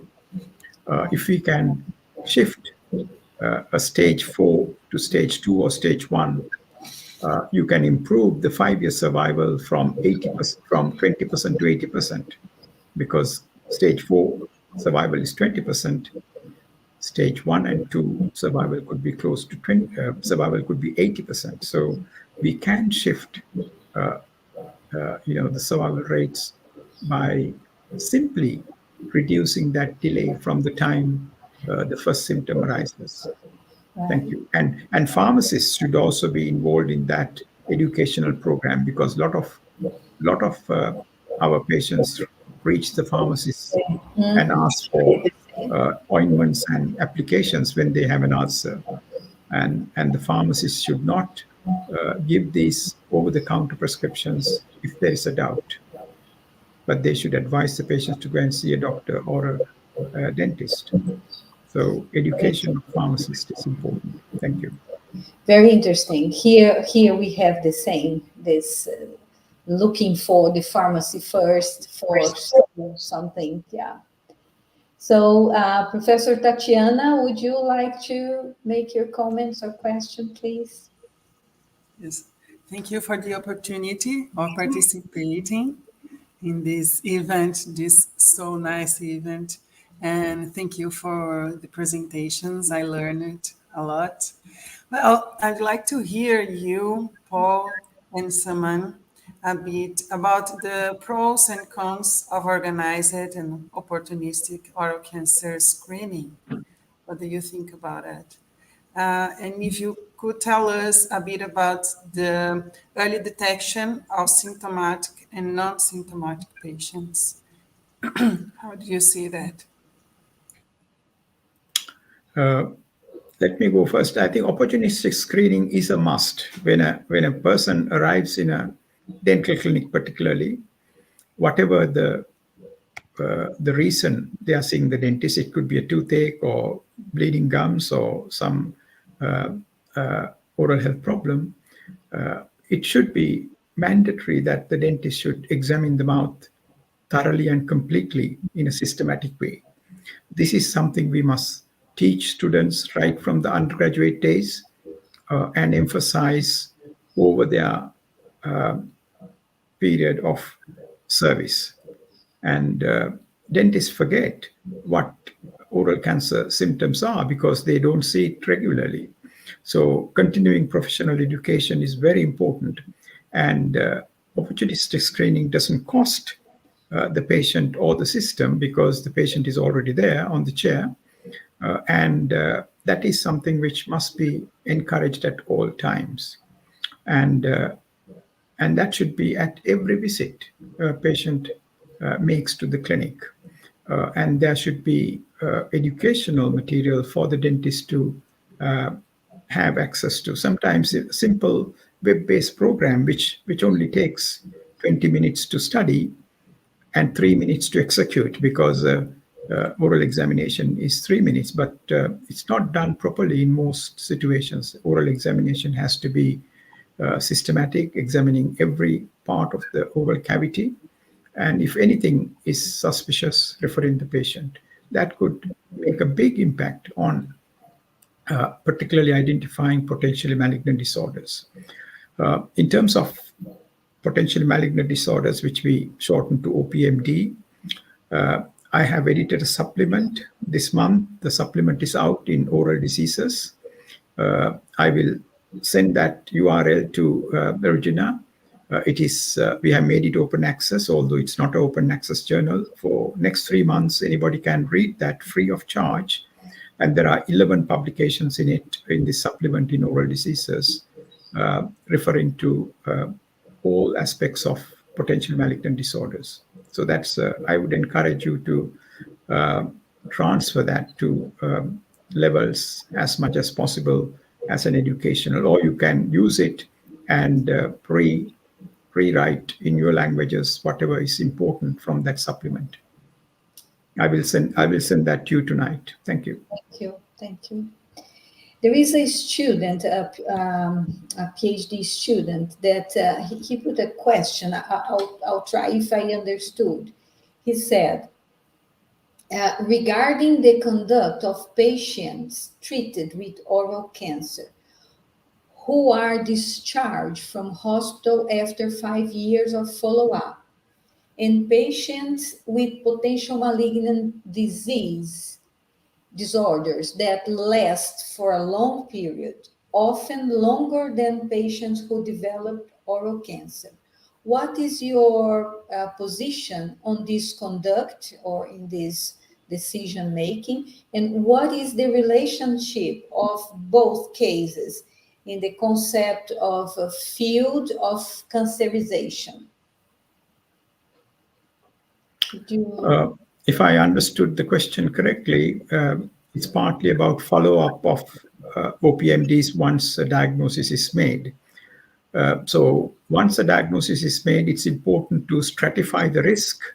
And if it is a high-risk lesion, that should be treated. And if it is a low-risk lesion, it should be observed. And that observation period could be lifelong. I have patients I have been following up for 25 years. Sometimes on an annual basis, sometimes on a 6-monthly basis, if it is more risky, on a 3-monthly basis. So we should get into that practice of making sure that people who have a white patch or a red patch and following biopsy, it is put down as less risky and therefore you have not excised it, it should be followed up. So that is the policy at King's College we follow, as well as Guy's Hospital. And these people come for their reviews at appropriate times. And also it gives an opportunity for the patient if there is something. So for a patient with an annual review, I have had many patients, if something goes wrong in between intermediate times, they have access to the clinic always. We have said, you must ring the hospital and tell me if there's a change. Say if a white patch is showing some red signs or there is pain, because initially there is some discomfort when the transmission happens to cancer. So follow-up of OPMDs, in general, the rule should be they should not be discharged. Thank you. Right. So Professor Larissa, would you like to make some comment or question? Good morning. I would like to thank for the presentations, and I would like to ask to Professor Saman. Recently, we have seen some policies related to tobacco use like increased tobacco taxation that contributes to reduce tobacco consumption and indirectly reduce to the prevalence of oral cancer too. Do you see another type of policy related to economic aspects that should have an impact on tobacco consumption and in the oral cancer prevalence? Sorry, I didn't get the question. Repeat, please. Sorry. Okay. And recently, in the last years, we have seen some policies like increased tobacco taxation that contributed to reduce the tobacco consumption, right? And do you see another type of policy that is related to economic aspects that should have an impact on tobacco consumption and in consequence in the oral cancer prevalence? Thank you. So you are referring to the policies related to controlling tobacco use. I think taxation you mentioned as the most important aspect. And there is sufficient literature on that taxation would certainly reduce the consumption. The other, it's not economic, but the other two other important things which have happened is having illustrations on cigarette packets talking about the harm cigarettes or cigars cause to the human body. And these illustrations should at least occupy 75%, 80% of the front part of the pack, has been shown to be very effective. And Canada did this long ago, about 20 years ago, and they got good results by this policy. The second policy, which has been very effective, I think Paul mentioned about it, is banning smoking in public places, closed public places. And we saw in London quite a lot of improvements in health, particularly not related to oral cancer, but in terms of lung diseases and heart attacks, gradually declined. Mortality from heart attacks declined following that WHO rule that was implemented in most countries as a result of that package by banning smoking in closed public places. So I think these policies are described in the WHO tobacco cessation policy documents. And I think we should implement whatever is possible. So there are some which are difficult to implement without much government support, but there are some things which can be implemented in hospitals, for example, in terms of smoking policies. You must examine that with your managers, how strict the smoking policies are within the hospital grounds. In terms of young children, which is an important measure. Another recent advance, we have published a systematic review for the first time showing that even secondhand smoke could be a risk factor for oral cancer. There are 5 publications which we meta-analyzed and shown that secondhand smoke or environmental smoke could be a risk factor for oral cancer. So therefore, we have a duty to make these things known to policymakers to bring adequate tobacco control measures in addition to taxation. Thank you. Paul, would you like to make some comments on that, on the impact? Well, I'm just trying to find the reference for you, but my computer went down 5 minutes ago, so that's why I've had to rejoin. So everything's a bit slow at the moment. But just as Saman sort of said, and I think I mentioned 10 minutes ago, the biggest impact on smoking-related diseases has come as a result of smoking, of the cost of tobacco, and of banning of smoking in public places. There's a WHO document on that. I'm just trying to find it for you. Right. And so Professor Sandra from Espírito Santo, would you like to make any question or comment? Yeah, thank you, Professor Rejane. I'd like to say thank you for the great talks first. And as Professor Warnakulasuriya said in his talk, throughout Brazil, oral cancer incidence is higher.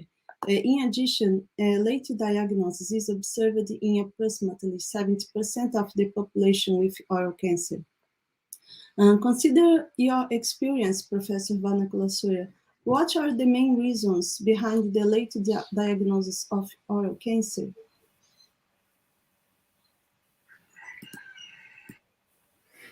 Thank you. Late diagnosis of oral cancer, I showed you the cancer journey in one graph, one illustration. So cancer, if you need to study the cancer journey.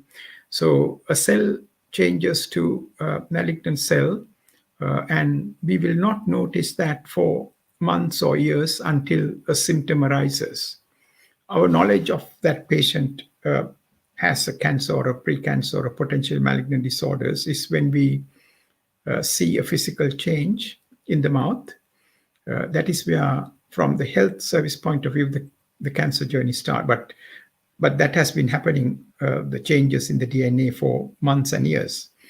So from the point of view, from the time a symptom is known to the patient, any delay the patient makes is called patient delay, till he or she presents in a primary healthcare facility. Now, we have estimated this. Sometimes it could be up to 3 months that a person may not turn up for a consultation with a primary care physician or a primary care dentist. And that delay can only be reduced by improving health literacy. And I think both Paul and I talked about health literacy. And health literacy, improving health literacy has to be not just one shot, it should be a repetitive educational program, so that we reach these people explaining about signs and symptoms of oral cancer and oropharyngeal cancer as well. The second delay happens in secondary care, that is, in primary care, when a person comes to a dentist or a GP, and that GP is not skilled enough to pick it up as a suspicious lesion and keeps treating this using methods which are inappropriate, either by scaling, grinding teeth, giving mouthwashes, giving corticosteroids, antifungal agents. And there is quite a lot of information on this in the literature showing this delay in primary care. And again, primary care delay can go up to 3 months sometimes.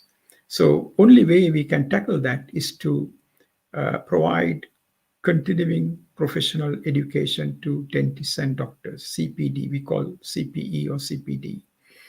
And your medical registration or dental registration agency should make it mandatory that a dentist should go for an oral cancer education program at least once a year. And we have made that in UK.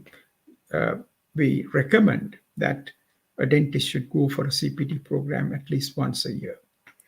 And that will make that dentist or the doctor to think about the importance of that education. And when they see somebody with a suspicious lesion, to refer that patient to hospital. So that's the second type of delay. Schedule, we call it primary care delay or scheduling delay.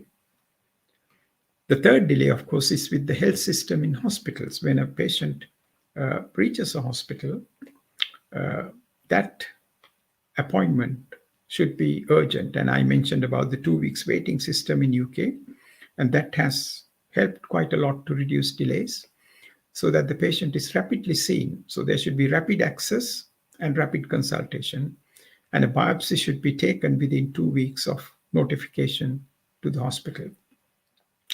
And that patient should then be given the diagnosis whether it is cancer or not. If it is potentially malignant disorders, then the patient is the responsibility of oral medicine department. But if it is cancer, then it's the responsibility of the maxillofacial unit or the oncology unit, and patient rapidly receives surgery or appropriate treatment for suspected confirmed cancer, confirmed by biopsy. So these are the 3 delays you need to consider, and how in your country, in the local system, these delays can be plugged. And I would appreciate if all of you get together and consider what needs to be done at each stage to reduce these delays. I think that will bring down the proportion of advanced cancers you receive now in maybe 5 years' time to a considerable extent if we can plug these gaps in public health terms. Thank you. I hope that answered your question. That I think, yeah. And Professor Maria do Carmo has been doing some work on this direction with the timeline, with the journey of the patient, and I hope we really can strengthen the exchange among us. And so we are running out of time, but still, Vanessa, would you like to make some comment and question? And then one more question from the audience, and I think we must go to the end. Okay, thank you. I would like to thank you. I'm very honored of participating of this event. And I have a question for Professor Paul. Professor Paul, in the beginning, Professor Rejane presented us a little bit of our research and to build our project in the methodology of evaluating the impact of training primary care professionals to early detection of oral cancer. The studies developed by you and your collaborators were our reference. I would like to, what would you add or do differently to what was done, reported on those publications of 2009, 2010, thinking of a continuing training program within primary healthcare? So I'm not quite sure which ones you referred to, because, but the thing that's really influenced my thinking over the last sort of 5 years, partly because being in a trials unit, where despite having probably about 18 trials at any one given time, we often have no effect on any of our trials. So no effect, which is probably quite damning. But this idea that actually interventions, trying to get change in health systems is very difficult. And by the way, these aren't my trials. These are trials that our trials unit hosts, and they're in very, very broad-ranging areas. So one of the big things for me that I've sort of seen, and particularly also with my public health hat on and my policymaker hat on, is how important contextual information is. And the value of implementation sort of science, the value of co-design. Now, there is a bit of a tension between co-design and taking a broader population approach. And I think there's room for both. So when we're talking about oral cancer sort of screening, I think that's, and kind of like what I'll describe as the upstream kind of actions, I think they are really sensible. But when we're looking at any downstream actions, I think co-design is really, really helpful. So bringing together, so understanding the perspectives of the clinicians that the intervention is working with, the patients that are receiving the intervention, the clinicians that the patients that are being referred on to, etc. I mean, when you look at Wilson and Youngner's, it's a bit old now, but Wilson and Youngner's criteria for screening, you know, all cancer, and I've written a paper on future oncology back in the day, some time ago, looking at each one of those criteria, and you know, all cancer screening does fit those criteria. So I think particularly when there's a high prevalence like in Brazil, there is a real place for that. So co-designing the intervention, I think, is really important, but also co-designing the understanding of how the intervention will work. So, like I said, as clinicians, we can often put our sort of mortality, morbidity kind of like overlay templates on this and sort of say they're the most important things.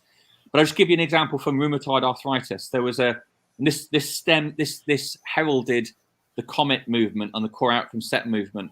There was a big thing about improving rheumatoid arthritis experience of patients with rheumatoid arthritis. And all the clinicians got together and sort of said, the thing that we need to do is improve this, that, and the other. And at no point did they ask any of the patients. And actually, just as they were about to let the study go live, the patients came back and sort of said, none of this is meaningful to me. So if this is working for you, it doesn't mean it's working for me. So for me, that's one of the key things that I'd be most interested in, being a trialist, public health person, a foot in policy. How important when you're looking at downstream actions, because I think upstream actions are equally important. When you're looking at downstream actions, the importance of co-design in how you set up the intervention, but also the importance of co-design in how you actually measure how effective that intervention is. So you're bringing together as many different people from different backgrounds to understand it in a more holistic way. Thank you.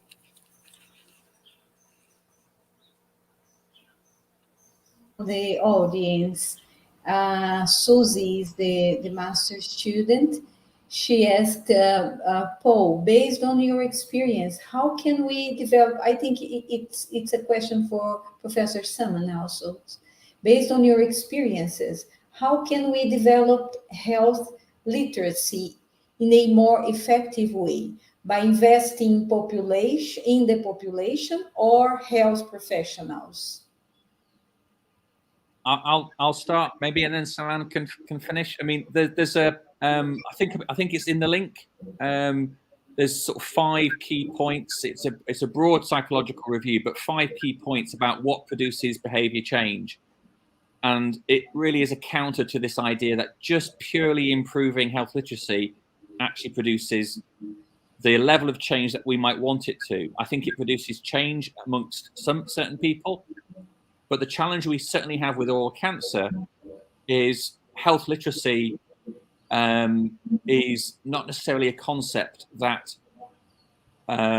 is that people from it's the inequality argument. What you often find when you do health literacy kind of projects is actually you make health inequalities worse, because the worried well pick it up more and are not picked up by those often with the target population. So I think those 5 points in that review I find the most helpful. And that FDI project that we're working on at the moment is all about trying to take a different approach to understanding health literacy, rather than just this idea that knowledge will produce action. I know that I should wear a seatbelt all the time in my car. Do I wear a seatbelt all the time? No. So what's happening there? There's other things at play, and I could go on. So that's my thought. Professor Saman? I think you, yes. Yeah, I agree with what Paul said. I mean, health literacy is a very broad thing. It only provides the knowledge transformation in some people, but not in all. One example of what I have done more recently is a social marketing campaign. And rather than just simply trying to run an education program, to have all aspects covered. And this was done in Sri Lanka by one of my PhD students, and I supported it. We had every bus in the country had a sticker on oral cancer symptoms. And we managed to have that running for 6 months. And people, I think, from all walks of life who get into the bus would see this. And literacy in Sri Lanka is very good. 98% can read or write. And therefore, we thought that, and we evaluated that and found good results of people recollecting and remembering what was the sticker about. So you have to, health literacy, you have to plan according to what is appealing or what is suitable for the population you are trying to reach. And social marketing is one of the important things you have to study when planning a health literacy program. And we need to select the proper medium of instruction, the level of instruction, and the psychology behind it so that people will remember. And these have to be not just one shot, it has to be repeated efforts to get some benefit. And we mustn't put all our eggs in one basket. We have to have all these different things going all the time if we want to, A, reduce the incidence, B, to reduce mortality. Thank you. I totally agree with that, Saman. And I think one of the things that marketeers do very, very well is they segment the audience. And there's often this issue that we have, that we see the audience as one cohesive whole. And that isn't the case. You know, there are multiple things, and particularly with oral cancer, there's people who will smoke, people who drink, often from very different sort of backgrounds, etc. So this idea of market segmentation can actually be quite helpful because you're targeting something slightly different. And I couldn't agree more with Saman in terms of the potential of a sort of social marketing approach. I mean, it's a tool, but what it does effectively is a bit what I was saying in my talk, in a sense of understanding each individual sort of like segment. I mean, I don't really like some of the capitalist terms in this, but you understand what I'm saying. And looks at what their drivers are. But works in a positive way for behavior change rather than often the negative element that marketing can do, particularly with regards to consumption of sugar. Thank you. Yes. Thank you very much. I would stay the whole day here listening, and so a lot of questions bubbling here, and it's really nice to do with the ones that have been working so much to understand this topic. And so I would open the microphone for your last words, but with one question also. What would you list as an indicator of a cost-effective program to early detection and prevention of oral cancer? And then you can say your last words. So unfortunately, to say goodbye. So you can start, any one of you, maybe Saman. That's a difficult one, but if you have only one choice, I would put the 2 weeks wait system as a suggestion, which can be implemented with the help of the Ministry of Health to have a guideline for doctors and dentists to abide by, and the hospitals to abide by. I think that would educate. People will wonder, what is this about, 2 weeks wait system, and they will then learn signs and symptoms of oral cancer, the need for referral, and the hospital to have a system to see these patients early. Thank you. Thank you. So from my perspective, as a trialist, one of the things that we're quite interested in at the moment in trials of complex interventions is actually having multiple endpoints, partly because it's quite one-dimensional when you're just talking about, say, a clinical improvement. So when we come to talk about cost effectiveness, that's the effectiveness bit. And this is the whole benefit of the core outcome sets types of things. And I'm not sure if there's some work that could be done there in relationship to core outcome sets for all epithelial dysplasia sort of studies, incorporating both the patient's perspective, clinician's perspective, and the hard-nosed mortality, morbidity type of stuff. So because your cost effectiveness planes will probably be quite different depending on which effectiveness measure you choose. All right, so the girls, would you like to say some few final words? Just open the microphone and go ahead, so we can. I just have a last question, Rejane. Yes. May I? It's a question to Professor Paul. It's specifically about the modeling to evaluate cost effectiveness. And in your opinion, what do you consider that is the most suitable model? The Markov, with transitions from one year to another, or discrete events that is more complex? I mean, Saman is probably the best person in this perspective, given his clinical sort of training. I mean, ultimately, it depends what is the most important thing that you're looking at. What do you want to achieve? I think as researchers, we've often oversimplified things, and so when we start looking at things with more context involved, you do start entering into more multi-level sort of modeling and that type of thing, as you suggest. And maybe that is something that we need to look at. Maybe in parallel. I'm never one for throwing out one technology and replacing it purely for another. I actually quite like this idea, this ground in between, where we're triangulating what would happen if we've got time. If time isn't a problem, but actually allowing multiple analyses to run where you can. I know statistically sometimes you can't do that because you've got to make a choice. But for me, the thing that's really sort of taken hold over the last 5 years in trial world here in the UK is around this use of core outcome sets. So there's this basket of endpoints which are important for a multitude of sort of stakeholders. So I would go there first. I would understand what is the most important thing.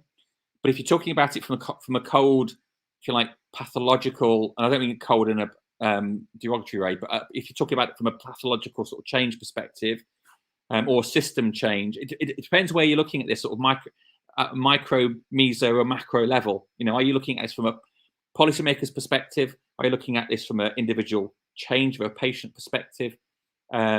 There's so many ways that you can look at this. I think that's a bit of a vague answer, I know, but it's a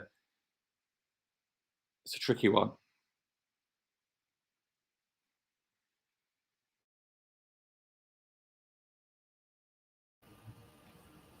Oh, my microphone. Sorry. Professor Saman, would you like to add something on that? I think Paul has answered it in a nice way. I would find it difficult to give a direct answer on that because that's not my area of research at the present time. I think one important aspect is to understand from the patient's perspective, those who are affected by the disease, while their memory is early or they can remember, to understand what was the reason why they didn't turn up or where the delays occurred. That kind of background research is more important to this problem. It's only when you have that background information for your society, for your patients in your region, that you can think of implementing something which is necessary and appropriate for your patients. So I think doing some background research is at this stage where you are in is very important, and trying to sort of ease out the issues in a more simple way at the beginning before we embark on a complex way to sort it out. I would recommend, so social scientists are very important for this. We as dentists may not have sufficient knowledge for that, but having social scientists in your group is important to fathom the problems occurring at a population level or at an individual level of people who are affected by the disease. Thank you. All right, anybody else? So I must say again, thank you for your prompt acceptation to be here. It was a really honor. You don't imagine that, how honored it was for us, reading your papers and having you here with us. So that's why I said I would like to stay the whole day. But so I hope also we can strengthen this partnership in somehow and have your opinion to make our design project, especially now at this time, better, and also in a way that we could contribute more with what you have already done. So, and for you girls, thank you very much for all the support. My thanks again for the team that organized the event. It was a lot of effort to put all the discussion groups together. Maria do Carmo was part of that also. So it's just my best word for all of you, and stay well, and hope the good times will come soon and this pandemic will be over soon also. So thank you very much, and I hope we see each other in a short time. Thank you. Thank And you. thank you, the audience. Well done. Thank You, you. Rejane, for organizing this. Excellent. Thank you. Very, very good. Thank you. Thank you, Rejane. Thank you all. Thank you all. Thank you all. Thank you, the audience also. Bye-bye. Bye-bye.